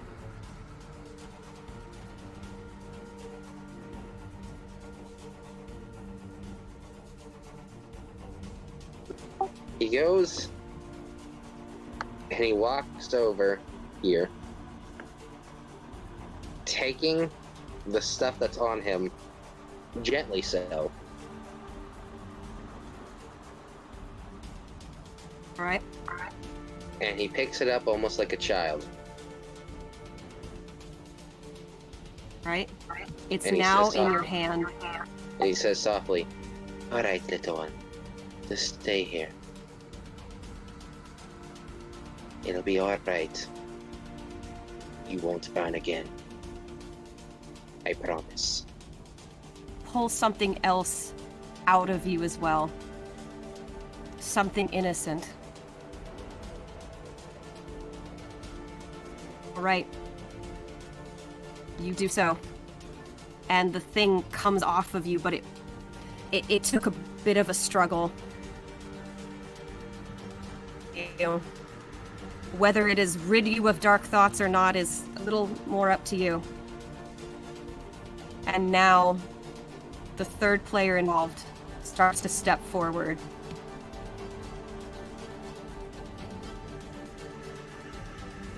Leon, Hey, that's me. danger. Yeah, that's- Danger behind you. No, that's fine. An incredible sense of danger. Yeah. Come on over, buddy. I mean, what? Cue the unsheathing of some kind of blade.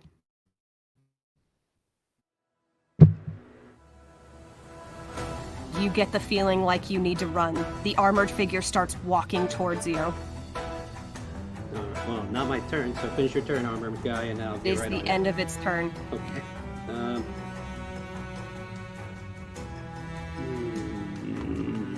Problems arriving.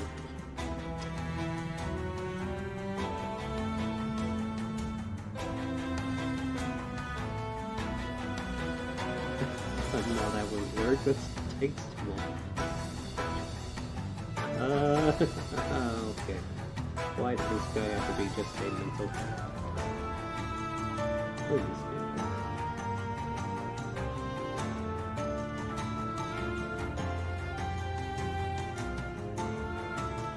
Alright, I'm sorry, I'm just looking at something real quick.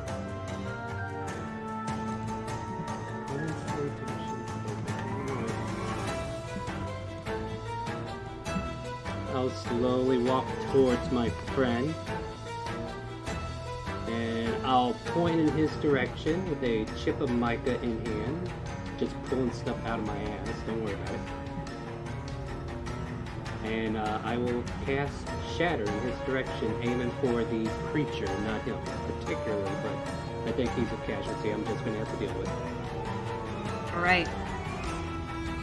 Each creature in a 10-foot radius sphere centered on that point must make a con save. And I think I'll cast this at a higher level. We'll go level 5 on that.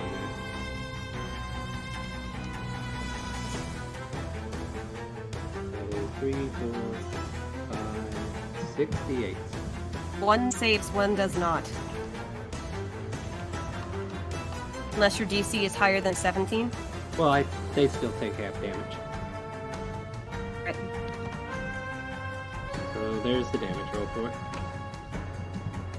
Hit and gish too. Yeah, you're a casualty. But I'm trying to get rid of that what is plaguing me. Ish. I'm It's a assuming reflex save, right? Yes, please. Well, rolls are back to normal again.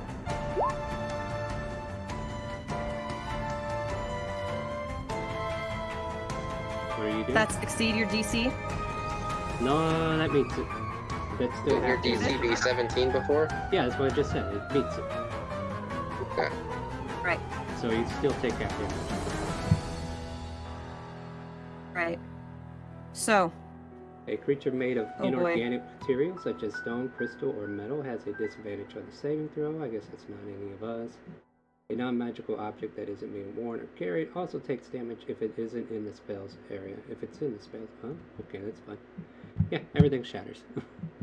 So, oh gosh. How do I don't even know what to do for this. Did I get the thing? You punch something. Leon, you punch almost the fabric of existence using this spell. Noise. Maybe In not. here Mhm. shatters with a gish. You take half that damage. A crack forms on your person and you feel your shell damaged, but the thing that you put down, that little piece of you that needed to be saved, whatever you were trying to save, it takes the half brunt of whatever it is and it starts breaking. A crack appears on it as well. It looks at you and it says, Go. Does it let go or the girl? Yeah, you cut out. What'd you say? Don't want to go. it looks like it's about to break. It is extremely fragile. Your shadow is the only thing keeping it alive right now from the rays of sunlight that Leon is producing. You need to let it go, friend. Looks over, but see, here's the thing. All Gish would be hearing is a scream of a child in pain. Just like what happened in that winery. Just like what happened when he burned those kids.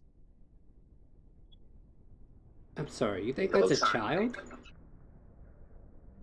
I didn't say that out of care. I didn't say that out loud. Okay, well, I'm trying to find something He's to interact narrating. with here. But he does look over, wide-eyed.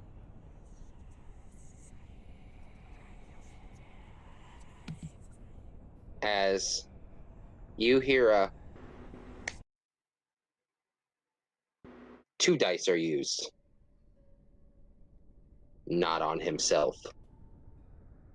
Understood? Oh, 2 dice are used on the thing behind him.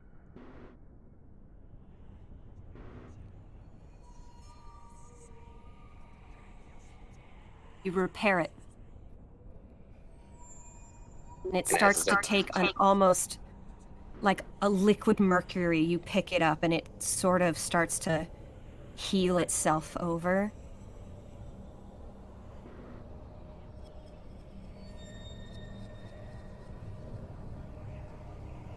He looks at Leon and he says, "Aye. As weird as a dream as it is, and as much as you look like Drake, because here's the funny thing you do. Your funny little image." Digging your own grave, I see. He reaches over and says, "Hey, it's the darkness that I always held. Leave it alone." You idiot. We're trying to save this place and you're doing nothing but sabotaging. If I have to put you down, well, so be it. The light be with me? I kind of like vacantly say to the air as if the light of the Thunder or any god of light would shine their light in this hellish moment, but yeah. But, I'm gonna sock him. Is it my turn or is it still? Or whose turn is it? My turn. I mean, you did a heal. Gish technically has a move action. Now, what are you doing? I still have my action. I only use the dice as That's a right, bonus it's a bonus action! Oh my god, okay. I'm like on the edge of my seat, continue. He socks him square in the gob. Does a 23 hit? Are we still in logic? Then yes. Roll your damage then if you hit. Did he hit? I mean, that would naturally hit. It would hit. As he just turns around Everything is... and whack! Oof. Take it to the chin. Stand back up. Digging your own grave.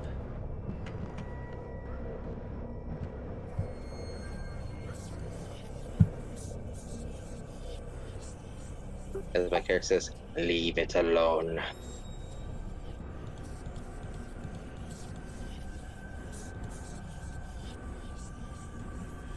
Alright. Right. Because of what's going on,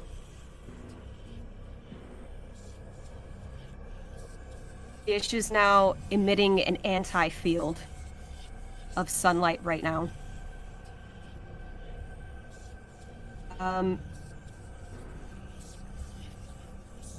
Top of the round, something moves closer.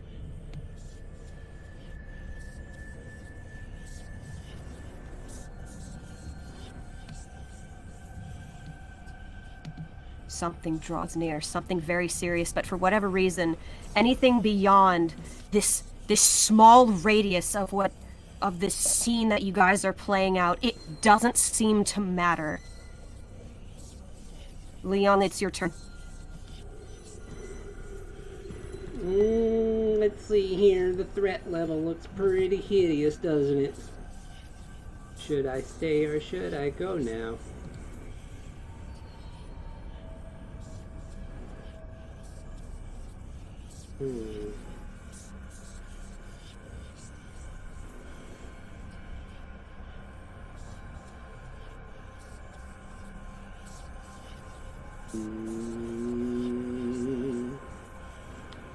Yeah, I'm going to sit here and think about what I'm doing for a second. I know this could go a little faster, but keep putting me in a tight spot here, friend. Let's see here. Two men are pitted against each other. Yeah. One is defending something. The other is exacting justice. But who is right and who is wrong? I'll try to talk to you for a moment before I make my action. I'll be like, this is what you want. You want to own this darkness?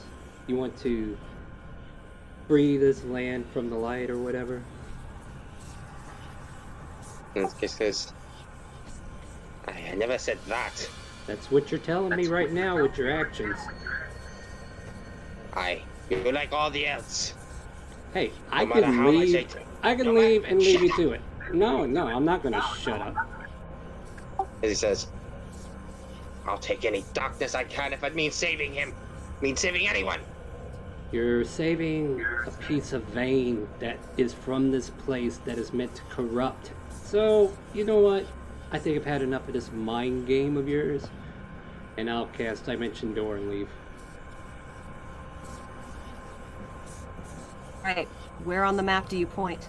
500 feet in a opposite direction in that direction. I'm kind of familiar with Toontown since I've been here before, so I'll just go all the way on the outskirts of Toontown if possible. It will take you away from this place. That's fine. Apparently I don't want to be here anymore. Right.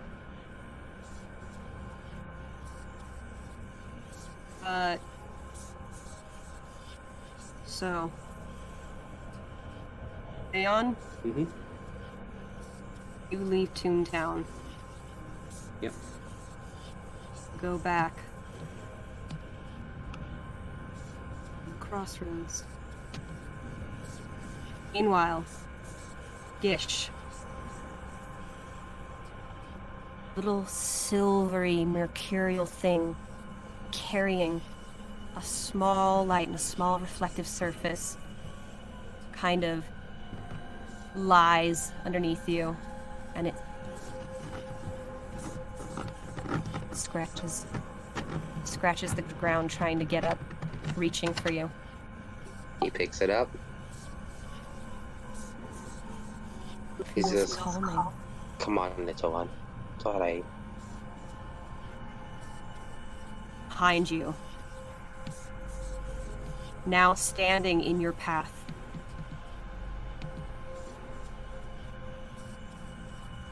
I'm actually going to... You notice the area around between you and this armored figure. It's hard to make them out, but the world around you is dark. Hold a weapon of some sort in their hand with the blade of whatever it is towards the ground. And they watch you through a helmet of some kind. You can use the theater of the mind to interpret what they look like, because it's not quite... It's hard to kind of see. They're blurry at some points. He looks up because it's... Are you going to stop me too? Speak up. Here says nothing. What do you do? Is it not coming at me? Looks like it's getting ready to move towards you, but it's going to wait to see what you do first. You have the first move. Gish looks over this way. Is that another inkwell? Is correct. He begins sidewalking, watching this thing as he walks towards it.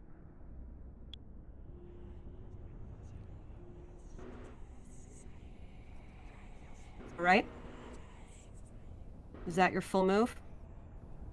5, 15, 20, 25, 30. There we go.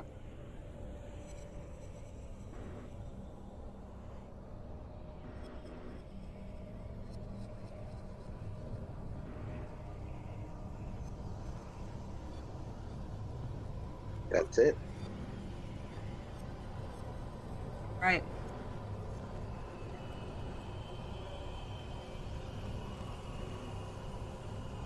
Well, before we head back to Leon,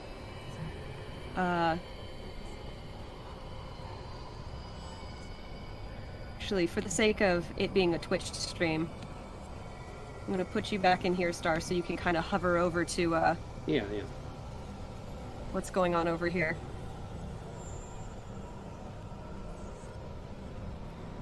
The blink of an eye, this thing has moved over here. It holds out a hand almost as if to push you, and Gish, you get sent flying back. Past the inkwell, over the bridge, through Toontown, and the thing that catches you is the veinous track you left on the ground. It grabs you and holds you from flying back any farther, almost bracing your impact. Starts to draw its weapon. Looking down at the veins, he says, "Thank you."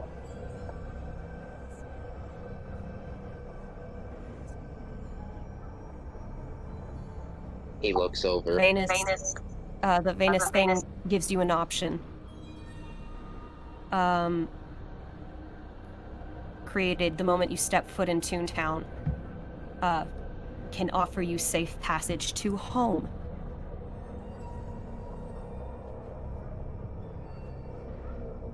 Offers a safe passage to home.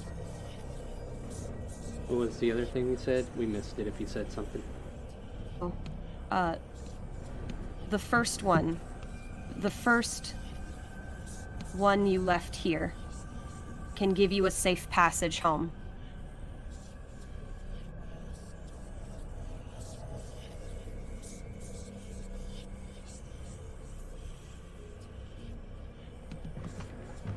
Looking down. Safe passage home. In those cases, I don't have a home to go back to. Whatever the safe passage is. Alright. Stay safe, little one. I'm here for you.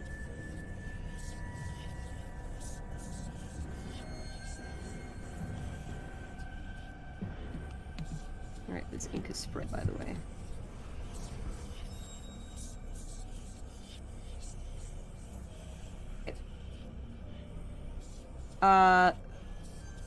Back to Leon.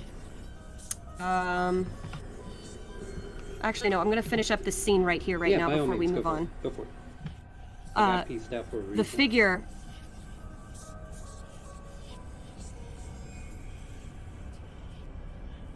is going to draw their sword start coming towards you very quickly. Terrain, tunes, it doesn't matter. Gonna get to right about here. And just the world around them seems to ripple. Alright, Gish, your turn. Gish is gonna dimension door with this thing with him. Right. Do you go to the safe place? Safe place.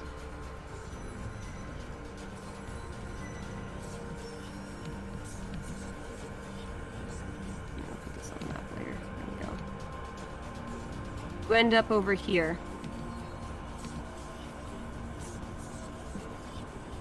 It takes you through this opening in the ground.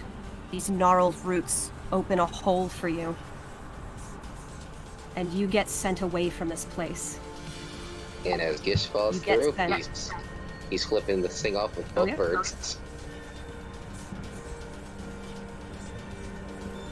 Right. And away you go.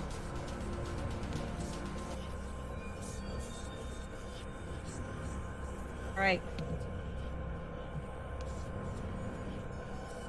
Moving back here.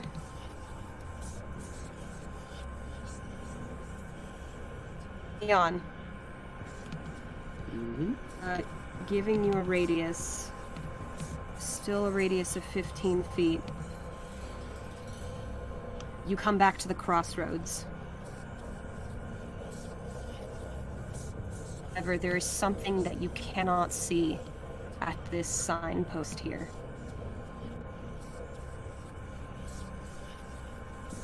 That I'm not aware of, right? You know it's there, but you can't see it. Okay. Bridget. Bridget. No. Slowly. Well, I mean, I pieced out of that situation because I didn't want to deal with the armored guy, and I figured he'd do my job for me. And then we wind up both being mages that could just piece out whenever the fuck we want. So now it's like, whatever. I'll slowly start etching my way towards and try to sense it out. No, I don't know. It's a very dark, ominous figure. I think I recall not wanting to approach that once before. You are just outside its range.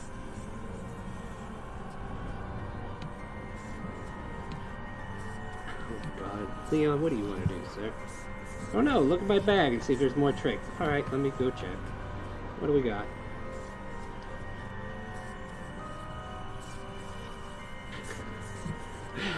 Apparently, I have a bottle of perfume hidden somewhere in my belongings. I don't know why that's there. I'll throw the perfume bottle at the entity, just hoping to make it smell like it's not as evil as it is. Hey, you said think with dream logic. I'm at it. You know, that's right! I'm just Throw seeing the it. bottle of perfume. And... oh god, what do? Let me grab something kinda... I guess...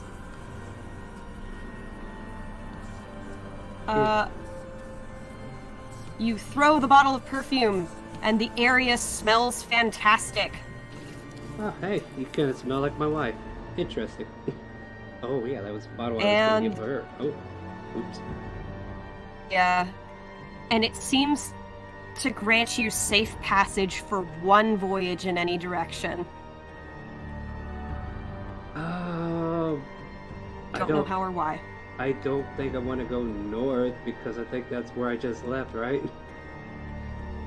No, wait, You'd no. need to check the signpost to know where you are. The So- crossroads are tricky. Yeah, I guess I kind of like walk closer now that I don't feel threatened and just kind of like check the sign. Yo, sign, which way? Sign has skeletal limbs with the hands bent pointed index fingers just attached to this crooked post where the planks of wood would be. I take a look at the moon. If I was to gauge, is there a way I could tell how long this effect might last, or are we still near the beginning of it? It's almost out. Okay, so I don't see any obvious direction from the sign itself, or can I make anything out? Could run in just a random direction. There's a thought that hits you. Yeah. Because I was about to do something stupid, but I'm open to suggestions. Yeah. What are you gonna do? Well, my dumb thought was, like, if that shard is somewhere over here, I guess I can go look for it real quick, since I'm here anyway. Right. Is that the thought I had? Random direction is the thought you had. Bam, bam, Run. bam. There I go. All right. And hopefully... You leap into the gnarled thick. And I yell out, "Sorry, Bridget! I couldn't help it." Voice echoes through the trees. Run. You hear the sounds of scratching as you run through this forest. Your light starts to shine in strange directions, and you see these strange silvery tendrils kind of crawling in and out of these gnarled trees. Leon, Mm-hmm. do you choose to look at them, or do you choose to stay focused? Oh, this is like asking a kid if he wants candy or not. I mean, I want to be stoic at this moment, so I guess focus. Okay. You run focused. You forget to even look at your compass. You're so focused on a direction, and you run, run, run. You run so far through the way. You find yourself. Hang on. Hold up.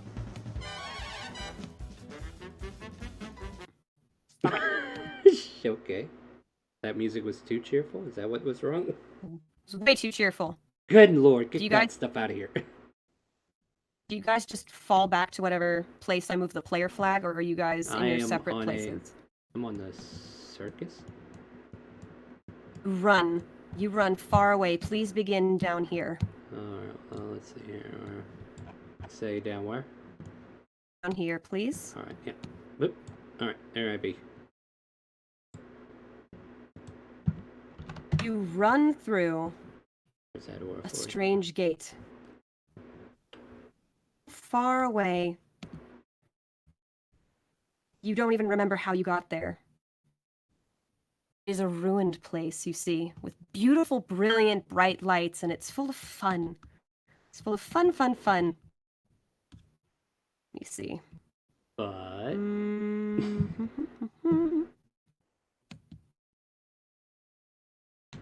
Here we go. Moving it over here. Let me delete this item. Here we go. You hear a song playing. Running under this gated archway, it reads Underworld. And you, friend, find yourself in a new place. Legit. Oh. It's a fun time circus where the music is hard to walk away from.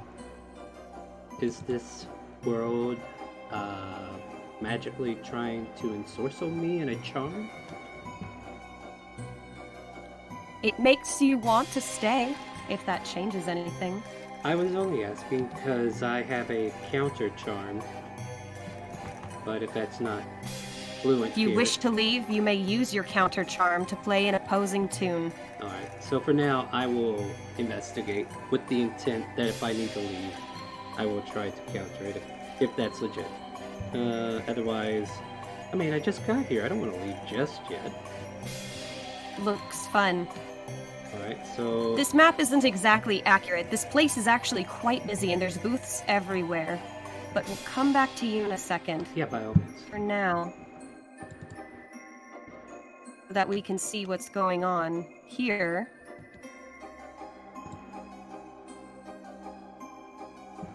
I'm going to make you small, and I'm going to put you in the corner.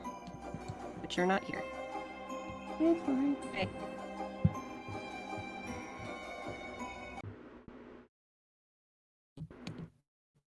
Alright, Gish. You jump back to the open road, and it brings you to the mouth of the gnarled thick.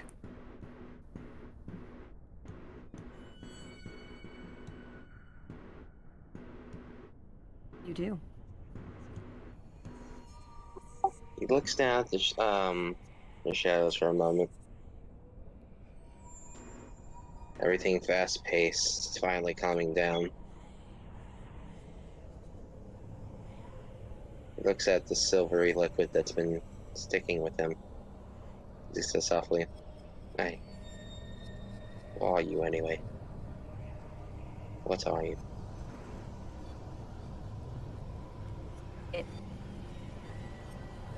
As you sort of mindlessly begin walking into the woods, you hold this liquid that kind of slips through your fingers, and an eye kind of lurches inside of this kind of mercurial something. It's so sticky, but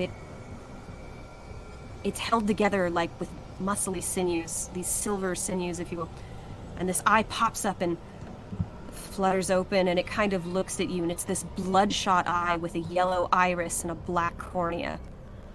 The cornea itself is very, very red, but the way you tell it's bloodshot is because of these weird glowing orange veins, very contrast to the silver. And it blinks up at you and it looks at you, almost as if to say, "I'm you."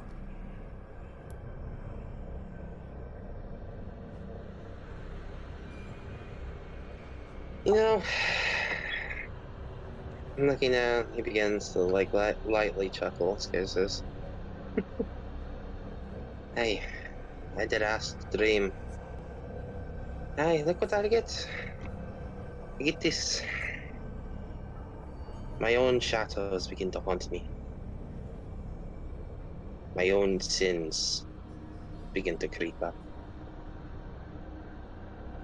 Begins to adapt to your own dialect. "And what are you afraid of?" That already happened. That already passed. Hey, there was nothing I could do but watch and suffer. That's why I started dreaming. That's why I asked to dream again. It's so I can experience something happy. To try to drown out the sorrows that I can't even do.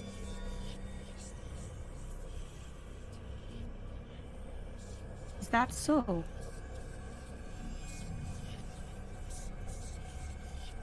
Almost find yourself looking in a mirror now. You're just kind of talking to yourself.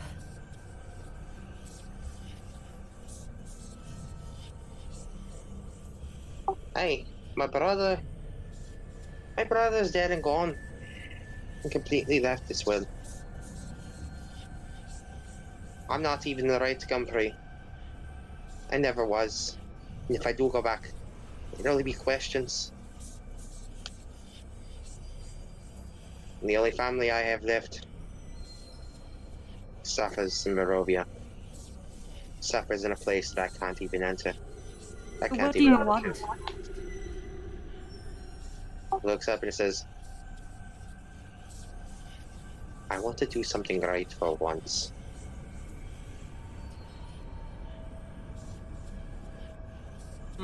And you ponder. You start to scratch your head. And you kind of walk around. And you say, "Huh.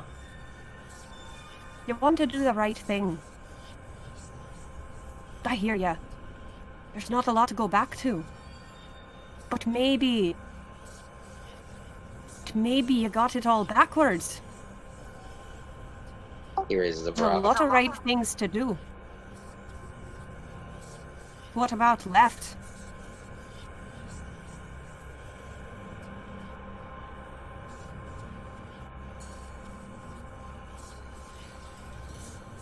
He thinks for a moment. Says, hey, maybe you're right. This is my own mind after all. I mean, why would I even dream up something like Leon? Guess I just want to relive my old adventures again with my brother. I don't know.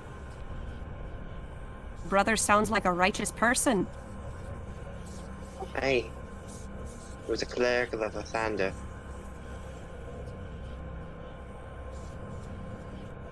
Didn't he kill you in the end?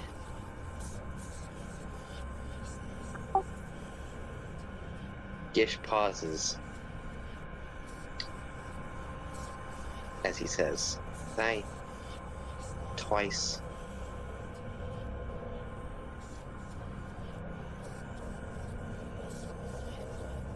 That doesn't mean I don't love him. And you can think of many things your family can do. You can hate them to the core, but deep down you still love them. I never turned away from Drake, even if he put the sword through my chest, or when he pushed the original country down in his own fit of rage. Want to know how I love people?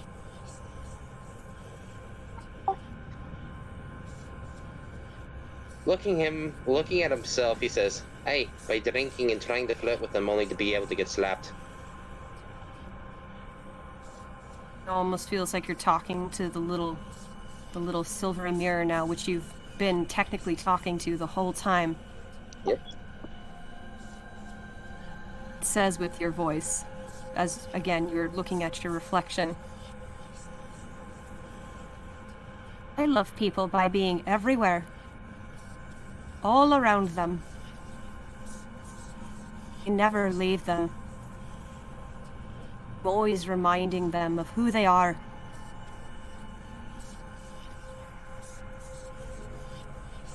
Maybe you need to see that too.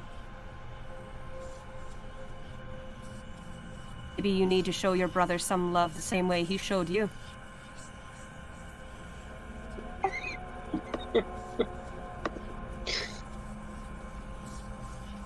He looks down for a moment. This is a dream. Something that he was given. Is it now? And now he's dreaming this. He looks up. He says, hey, I should give him the same love and treatment that he gave me. As he says that, his facade of skin fades away. A translucent, silhouetted image of what he was already before. Eyes made of dark Actually, green. Your slime is a mercurial silver too.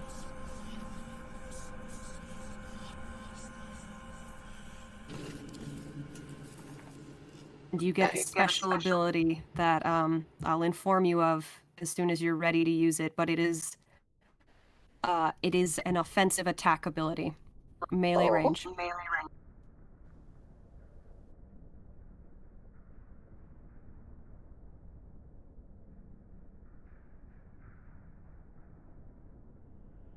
And he goes, hey, alright, come on. Let's go find Leon. I think I need a word with him. I'll be right here with you. Hey, And he kind of morphs into you, and now you are one. don't be taking your brother drama out on me, dude. You Yeah. look inside your mirror's surface, you kind of look at your hand, or what was your hand, and you see through your reflective surface a circus. He's gonna jump into his own hand. So you do. All right. Moving back to this place. Oh dear Heavenly Father, why have these people have to sin? Okay. I'm going to put you here. Both are going to be here, but we're going to give Leon some time to play around before we begin the hunt, shall we?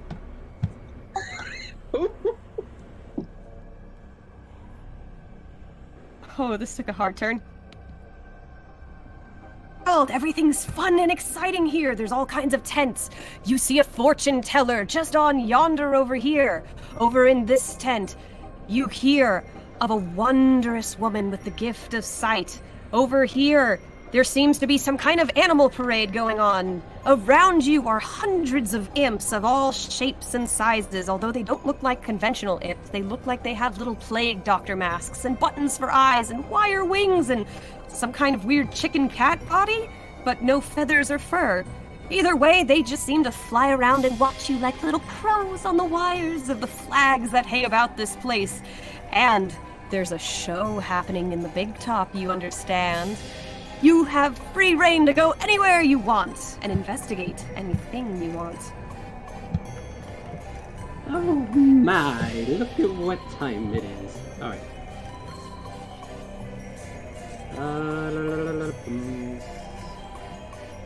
Sure, I'll bite at this tent. Right. You enter a tent, and a woman with long, curling brunette hair, a very much Vistani woman, is sitting across a table with a Sears ball, kind of crystal ball, if you will, upon a silken pillow. She is playing with cards, and you muscle through a few people who are kind of walking by, and she says, Come in, sir. You look like a lost soul. and she beckons you in with a curling finger. Why, thank you, madam. You have an interesting setup here. What do you do?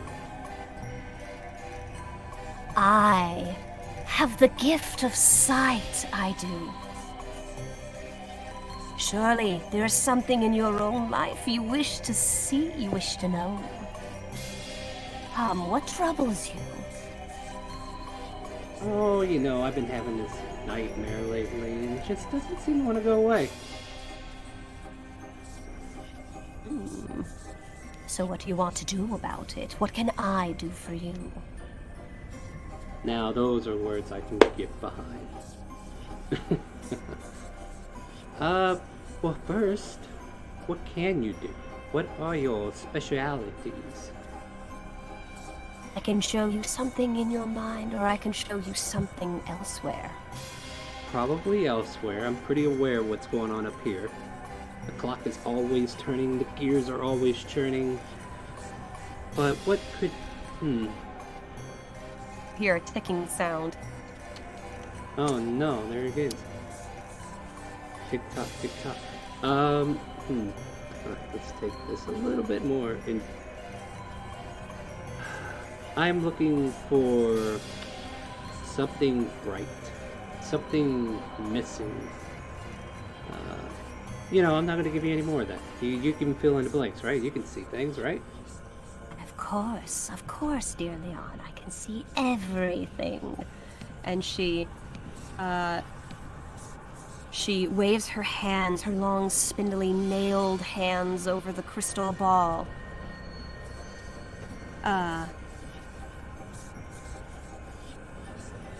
Show me through the veils of time.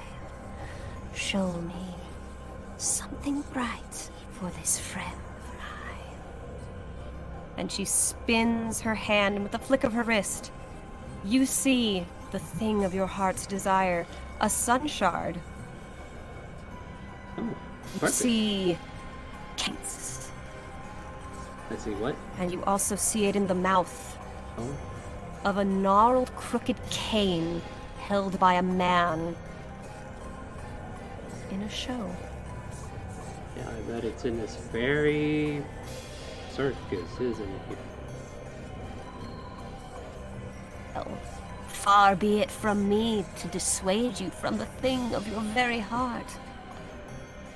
I mean, However, yeah. Madame Fortuna offers this warning, friend. For Madame Fortuna knows all. You see, not everything is simply taken. It can also be bartered. Now go. You have my wisdom. This man's in, he is here, right? Like, is it, do you know which tent? I mean, directions, if you don't mind, and I'll be on my way. She simply points outside her tent. Alright, that's fair. Alright, I walk out. And sure enough, there's a line behind you. And you hear, in the far distance, step right up, the show of a lifetime is about to begin. The star of our show is coming. And you see a beautiful ballerina running through the circus square, bidding people to come closer and closer. As she runs by, you see beside her, again, this map is not exact, beside her are a series of circus advertisements. There's the dark magician. There's the nightingale, the beautiful singer. There's Leela, the contortionist twins. Dancer. Amarillo. Ah, Amarillo. If I wasn't married.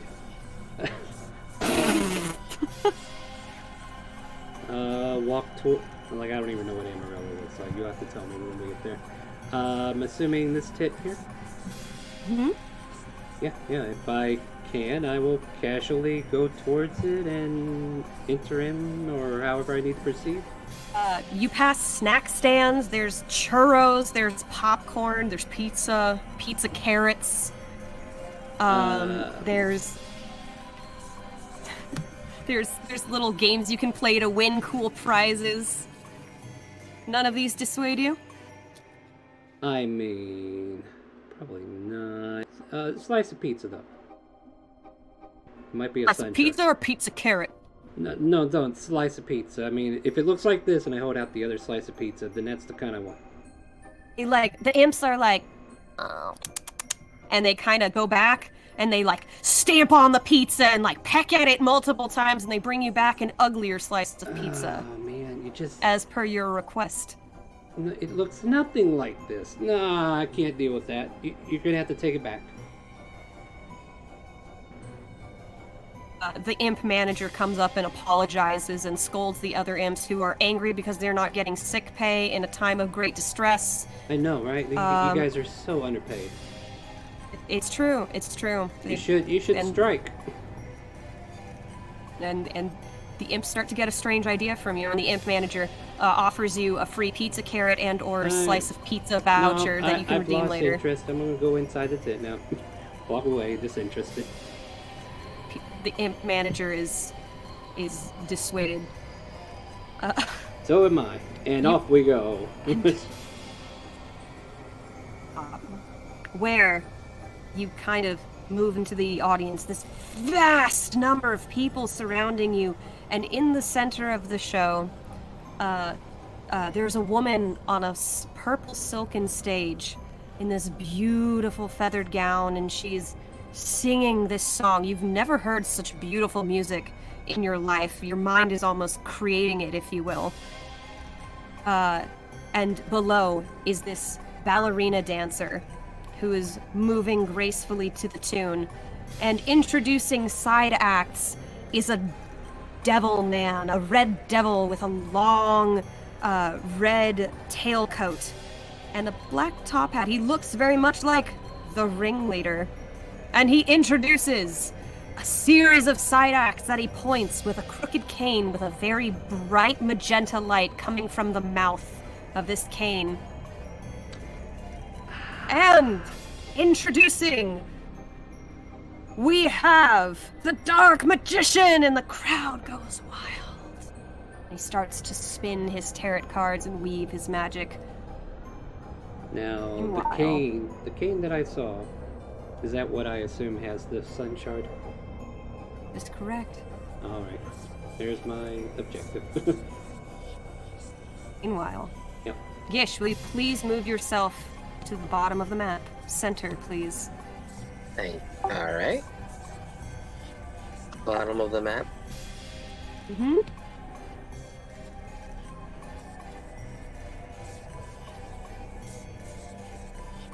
It's fine, too. Alright, the hunt begins. You don't have to say There's it a like large that. number of people. He looks around and begins to walk slowly, searching around the area, step by step.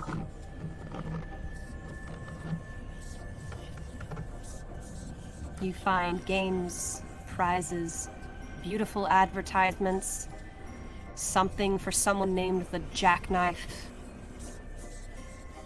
Find advertisements for the animal parade. Over here is a man offering makeshift, make your hair grow, do the thing, make your eyes a different color, kind of weird concoctions. He's a little goblin guy with a blue beard. Yeah, gonna ignore him.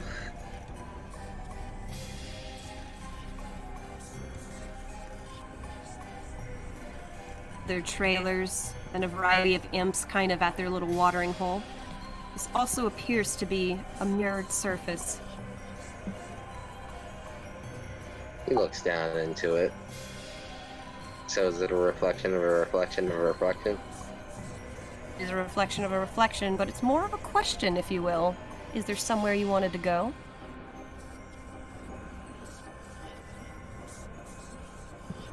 No, there's a way to bring this Leon out. There's someone he likes.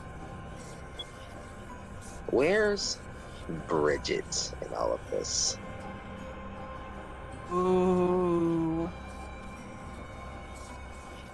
Bridget in a reflection, hiding in Trinket Town. Underneath the blocks and toys, and you could probably just reach in and grab her.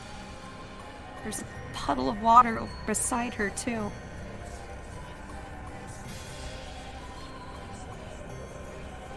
He reaches down Oh my! and attempts to pull her out. You hear a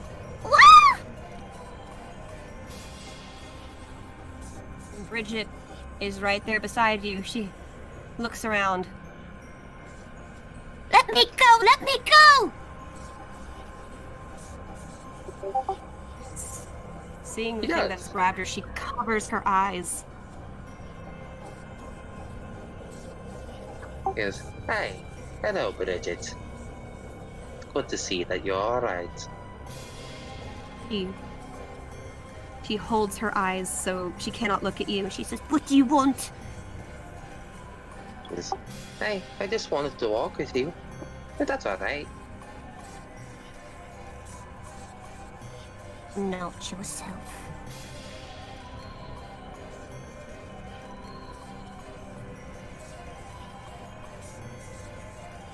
It's alright. I'm not either. He says, "Hey, we can be sad together, if that's alright with you." And she, turns up her nose and would cross her arms to pout, but she keeps her eyes shut. He gives her a head pat. What are you Like, doing here? he goes, "Hey, I'm looking for Leon." Looking for Leon? As his tone gets a little darker, "Aye. Because like always, every time, no matter how much I try, I always get hurt. But She I have actually to- stops for a second. Continue. Aye. And I had a wee bit of talk with myself. I'm going to return that love for once. Just once. Make him Roll a part of persuasion. Alright. And just pulling up my old my sheet here.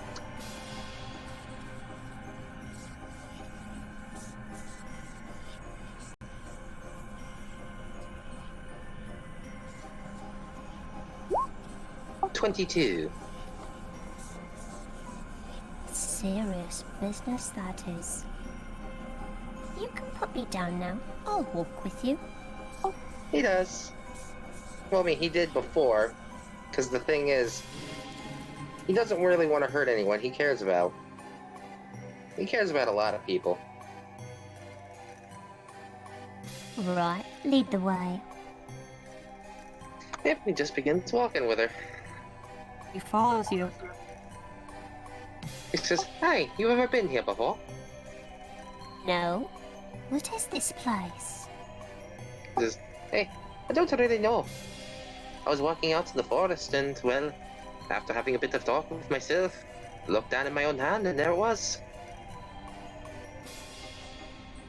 She points to the daylight coming from the inside of the circus. It's so bright. "Hi, Bridget, would you like to go there?" Never seen a circus before, Precious. Says, "Alright, let's go for a treat," as he begins to kind of swirl around and then puts his arms up over his head as his fingertips touch the tips of his head, making a heart shape. He's still Gish. Oh, wow. And she kind of rushes up. Leon! You've been Hello. watching the show for a while now. Mhm. Ringleader has introduced several acts. He has shown you this incredible show about how a man who lost his brother is seeking a new life in a new way by finding a new love somehow, somewhere. And that love is this dancer Amarillo, but she has forsaken him for the love of another. Oh my gosh. I've seen this one somewhere before. And it's really good. And at the end, eventually, the ringleader's big finale is the Forsaken Man. We're getting his revenge. The ringleader was an act all along. And he and his love for Amarillo could never be. And this big fire show plays, and the ringleader is about to give the final bow for thank you for coming to our show. It ends on a tragic tale, if you will. Can He I- bows and the audience stands up. Yeah, as we all Floor's stand open. up, can I walk towards his direction? Maybe try to maneuver my way towards him? Absolutely, you start walking towards him. He's over here. Alright. I don't have tokens No, for that's them fine, yet, that's so fine. I can see her. we'll as a try to remember that for next time. And if I can safely get close to him, just kind of like clapping along and cheering at him, and then I'll... Practically walk onto the stage, and he sees you move from the audience to the stage area, and he's like, "Oh, thank you. You're much too kind." Oh, absolutely. For you, my friend, my friend, my friend. Hey, can I check out that cane of yours? It looks really awesome. And I guess I'll cast a suggestion on him. May. Yeah, let me double check this. I mean, I think he's got to make a wisdom save. Alright, let me add the modifier that goes with... Ooh, he rolled super low. Yeah, let me check that out, and I'll just suggest he hands it over. He starts to hand you the cane, Hmm. and then spins it back on his fingers, and puts it behind his back and leans forward, his face very close to yours. Black hair and his acid yellow eyes, the corneas, the iris, the pupils, all a sickly yellow. with diamond-shaped pupils, and he says, "Now why would you want to see something like this?" I want to imitate you, friend. Like you're an inspiration. Look at you, charming all these wonderful people. Why? I can only hope Oh yes, to be flattery does get you everywhere. I know, right? You know, I just want to make sure this cane's on the up and up. I mean, it's well balanced, right? Notice, Yeah. friend. Oh, You thank you. shine brighter than my circus itself. You would make a fine addition to my show. And he kind of circles you, looking at your magnificence, your Well, luster, you know. your light, Yeah. your everything. Oh, stop. You could be the next shining star. What do you say, Leon? I Will you say, stay? you know, my name's not really comforting, but I want that cane. I snatch at it. He's going to roll a dexterity saving. All right. Do I roll against them or? Sure, roll a sleight of hand. What is it? 7 on me. All right.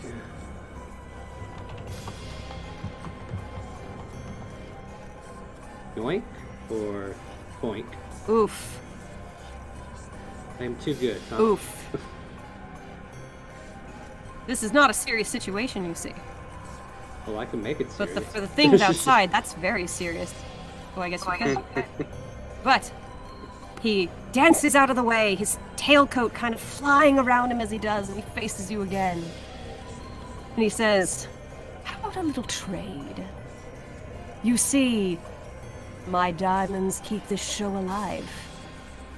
Everybody who wants to leave their troubles behind comes here, you see. This is my show, after all, and I am always looking to make it brighter and more magnificent. Why would I part with it? The only way that this show could be any better is if I had, well, a new muse." And he points to the ballerina, the beautiful ballerina that danced her way through this show, and you kind of see her now in a new light. Her eyes are almost hollow. She looks broken and used and worn. He's like, "I've had her turning tricks for far too long, and I'm looking for someone new, someone vibrant to fill that role. Could it be you?" Oh, I don't know. I don't think I can bend that way. As a matter of fact, I know I can't bend that way. It's just out of the question, Maestro. I just can't do it. No, Oh. I'm not that elegant. I'm sorry, friend. It's not gonna work. About a deal with the devil, then. I mean, Find me my star. find you a star. Well, I tell you what, I could find you a star, a literal star, if I manage to not only take that cane. I mean, I'm not trying to take it away from you, but part of a trade, right? What if I were to My tell you? star. Okay. Yeah, a star. I got you. Would you not say the sun is a star? Is it not? And in the sky that is beholden to us, there is no star, but I could give you a star if only I could get all the pieces of this star back into one cluster, It's just, you see the problem here? I need things in So place. you mean to say hmm you would give me the sun itself? I mean, it's not mine. What do you want idea, in return? but, I mean, apparently this place wants the sun back. I mean, you'll have to share. Are you okay with sharing? You shine brighter in the dark, my friend. Yeah, I mean, I'm trying to make a deal He with the devil, smiled. right? Now, if you can share the sun with everybody in this wonderful place that's somewhere in my head, I would be more than willing to let you have the sun. In title only. Now, you're not allowed to destroy it once it's put back together, but I do need that cane. Apparently, it's special, and I'm sorry, friend. I didn't mean to grab at it like a greedy little kid, but my danger senses are tingling, and I think I need some more ammunition, if you know what I mean. He thinks really hard and he lets his cane fall to the ground and drag behind him, and he kind of walks in a circle around you. And he kind of stops and he completes the circle and he looks at you inside the circle. Yeah, circles and me don't get along. I see if I can leave the circle.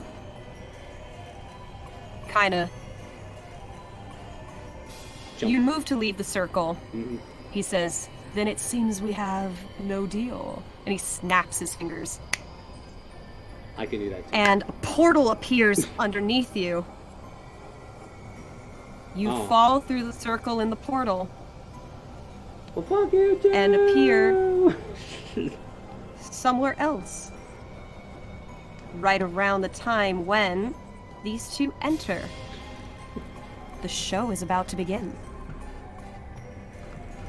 Look at that. Hi, Bridget. Would you like to take a seat? Right. She takes a seat.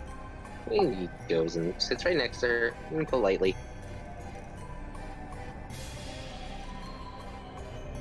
The show is about to begin!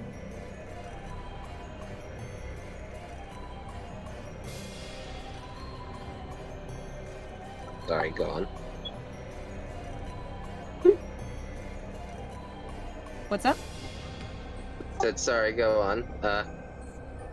You hear much of the same thing occurring. Although, when you did enter, Gish, you heard a strange sound, and a man with dark hair fall through the floor as the ringleader spins his cane into the air, a great magenta light shining from it, and he begins the circus again. And from the beautiful silken stage, you see Nightingale, our beautiful singer, and she sings this beautiful melody, and it just fills your ears. And once again, the show begins as such. However, looking around, you don't see Leon. Yep, this is time for Bridget to be happy. He's taking care of her this time around. Then he'll go find him. All right. Leon, you appear sort of here. You kind of fall out of the portal. You get spat out near the animal parade circus over here. And there's a mime in a gray bubble watching you, reading an invisible newspaper, sitting on an invisible stool.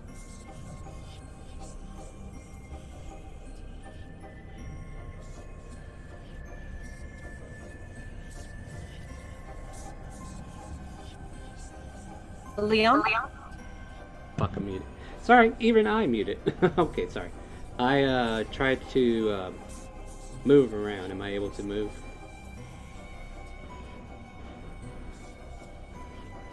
Did you hear everything I said? Yeah. I had my side muted for once. Right? Yeah, so am I able to move? I mean, you said a mime, so I'm instantly thinking, oh shit. Am I able to move outside this 5-foot square that I'm currently in? Mime is over here. Alright, so I take a step in this direction, I guess, if I'm able. And you are? Alright, testing the waters. Alright, cool. He judges you. You know what, I purposely walk over to him and start looking over his shoulder to see what he's reading. It's an invisible newspaper. I try to visualize it. It's the latest news. Oh. There's trouble in Toontown. Yeah, that's about right. I think I just left there a while ago. Damn shame what's happening.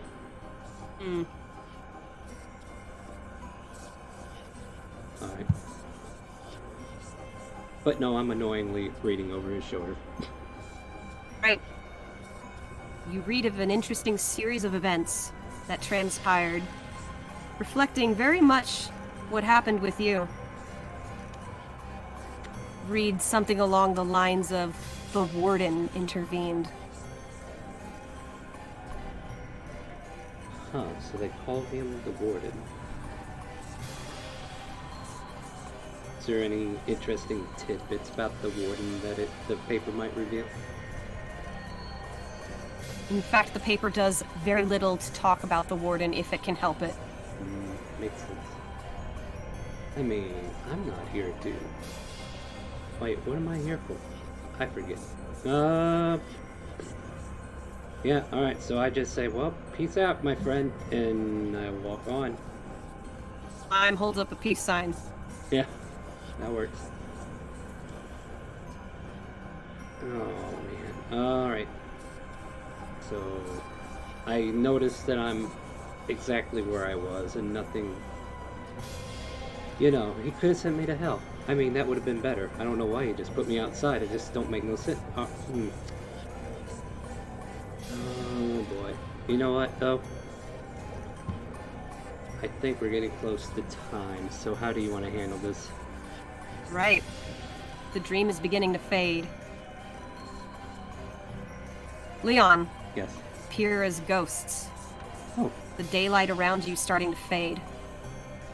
I mean, was it ever really daylight? How do you choose to leave your dream? I choose to leave that right as soon as I try to walk back into the tent, I just vanish. Right. Leon starts heading into the tent. And before you, Gish. Start to feel sick around you. Things are about to be over soon. What do you do? He looks over Bridget and he softly says, "Hey, it does look like it might be my time to go again. But I did have fun, like the last time. And I'll make sure to make those others pay. Did you have fun while I was here?" Did. I'm Thank you. sad. Thank you. At least I could think that you were alright for the time being. I'll be back. And he lightly pats her head. Alright. And as you do, you fade. Leon, you fade. Fades away. Now, as you all fade away, your dreams back to your respective places.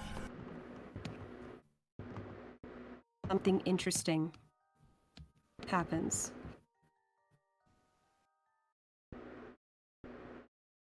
There was the matter of the perfume in the middle of the crossroads. Almost while you leave, your bodies leave, your third eye, your third person perspective kind of travels back to the crossroads. It may not be able to go after you. The perfume fades away and disappears. Something shimmering in the crossroads, leaning up against the signpost, diligently. And a hand, skinned hand with a ratty glove, turns over, and you see in this person's hand with this long trench coat, little mercurial substance. He whispers to it, "I'll call you Gish." And he kind of sends it scurrying off into the gnarled thick.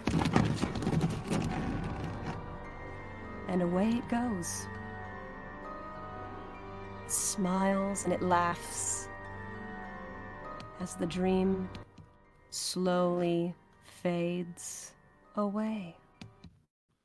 And that is tonight's session of Harrowhelm.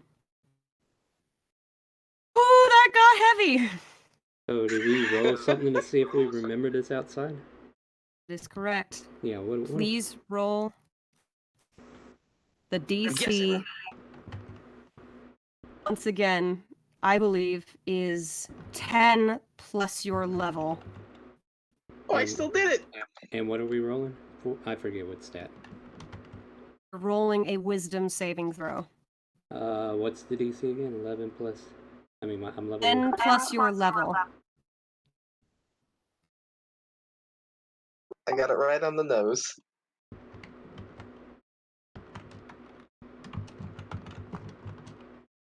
Leon, what level are you? 11. Leon, you beat it.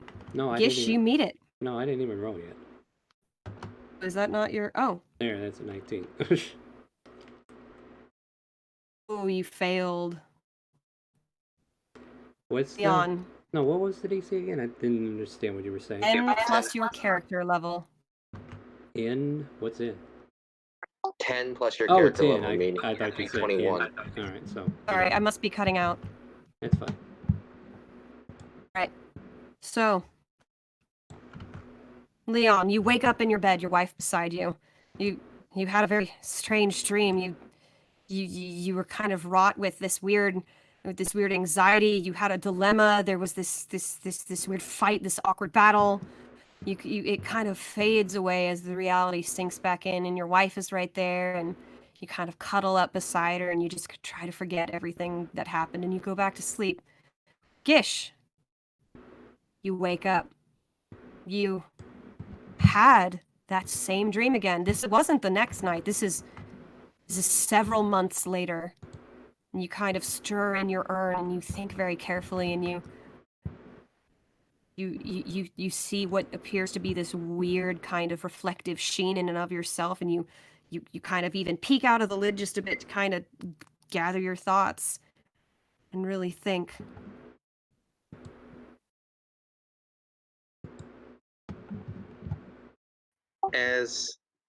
Because it was explained to him before, this was no simulation. He was actually dreaming.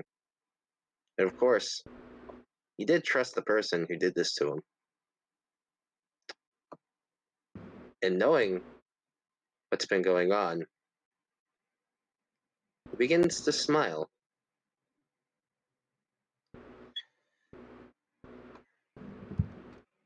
Right. As he just whispers to himself, I'll be back once more. So, dreams be gone, and let's explore.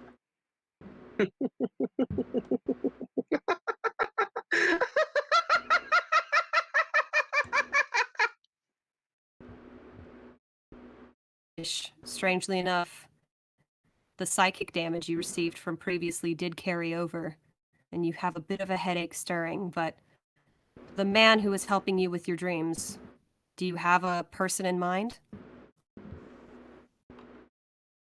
Yes. Right. Ushers you to go back into your urn and get some rest. There are troubling times ahead for when you enter this place, he reassures you. He says, I know. I have Right. some demons that I have to deal with my own. Oh. And that officially concludes the Harrowhelm one-shot. Gish, your dream sequence action was to spit or create something. In this case, it was the lighthouse. Although I don't count pulling the entity from your person. Leon, your action for triggering a dream was when you were overloaded with a carrying capacity, like you had too many things in your arms, and in that case it was the dozens of cookies. That was really silly. Alright. That was pretty good. Alright, well in that case, I'll go ahead and bring us to a close. Hang around, guys, we'll raid somebody. But thank you again, Silhouette, for another interesting adventure in Harrowhelm. And if you want to check this out next week, I guess we'll do it again, right? I guess so. Alright, join us tomorrow, 4 p.m., 4 p.m. for open roleplay. If you want to join in on that, anybody's welcome to. Join us on Monday, 7 p.m., where we have our Elsperia campaign. And Wednesday is starting to look like another Curse of Strahd, so we'll gather up our party. And we'll see what the votes say Saturday for sure, but it looks like we might do Curse of Strahd. So if you want to be a part of that, and you're part of the Discord community, !Discord if you haven't already, and I will recruit from our Discord community first. So there you go, my friends. And with that, do you hear the calling? The chaotic calling. Thanks, guys. Have a good night.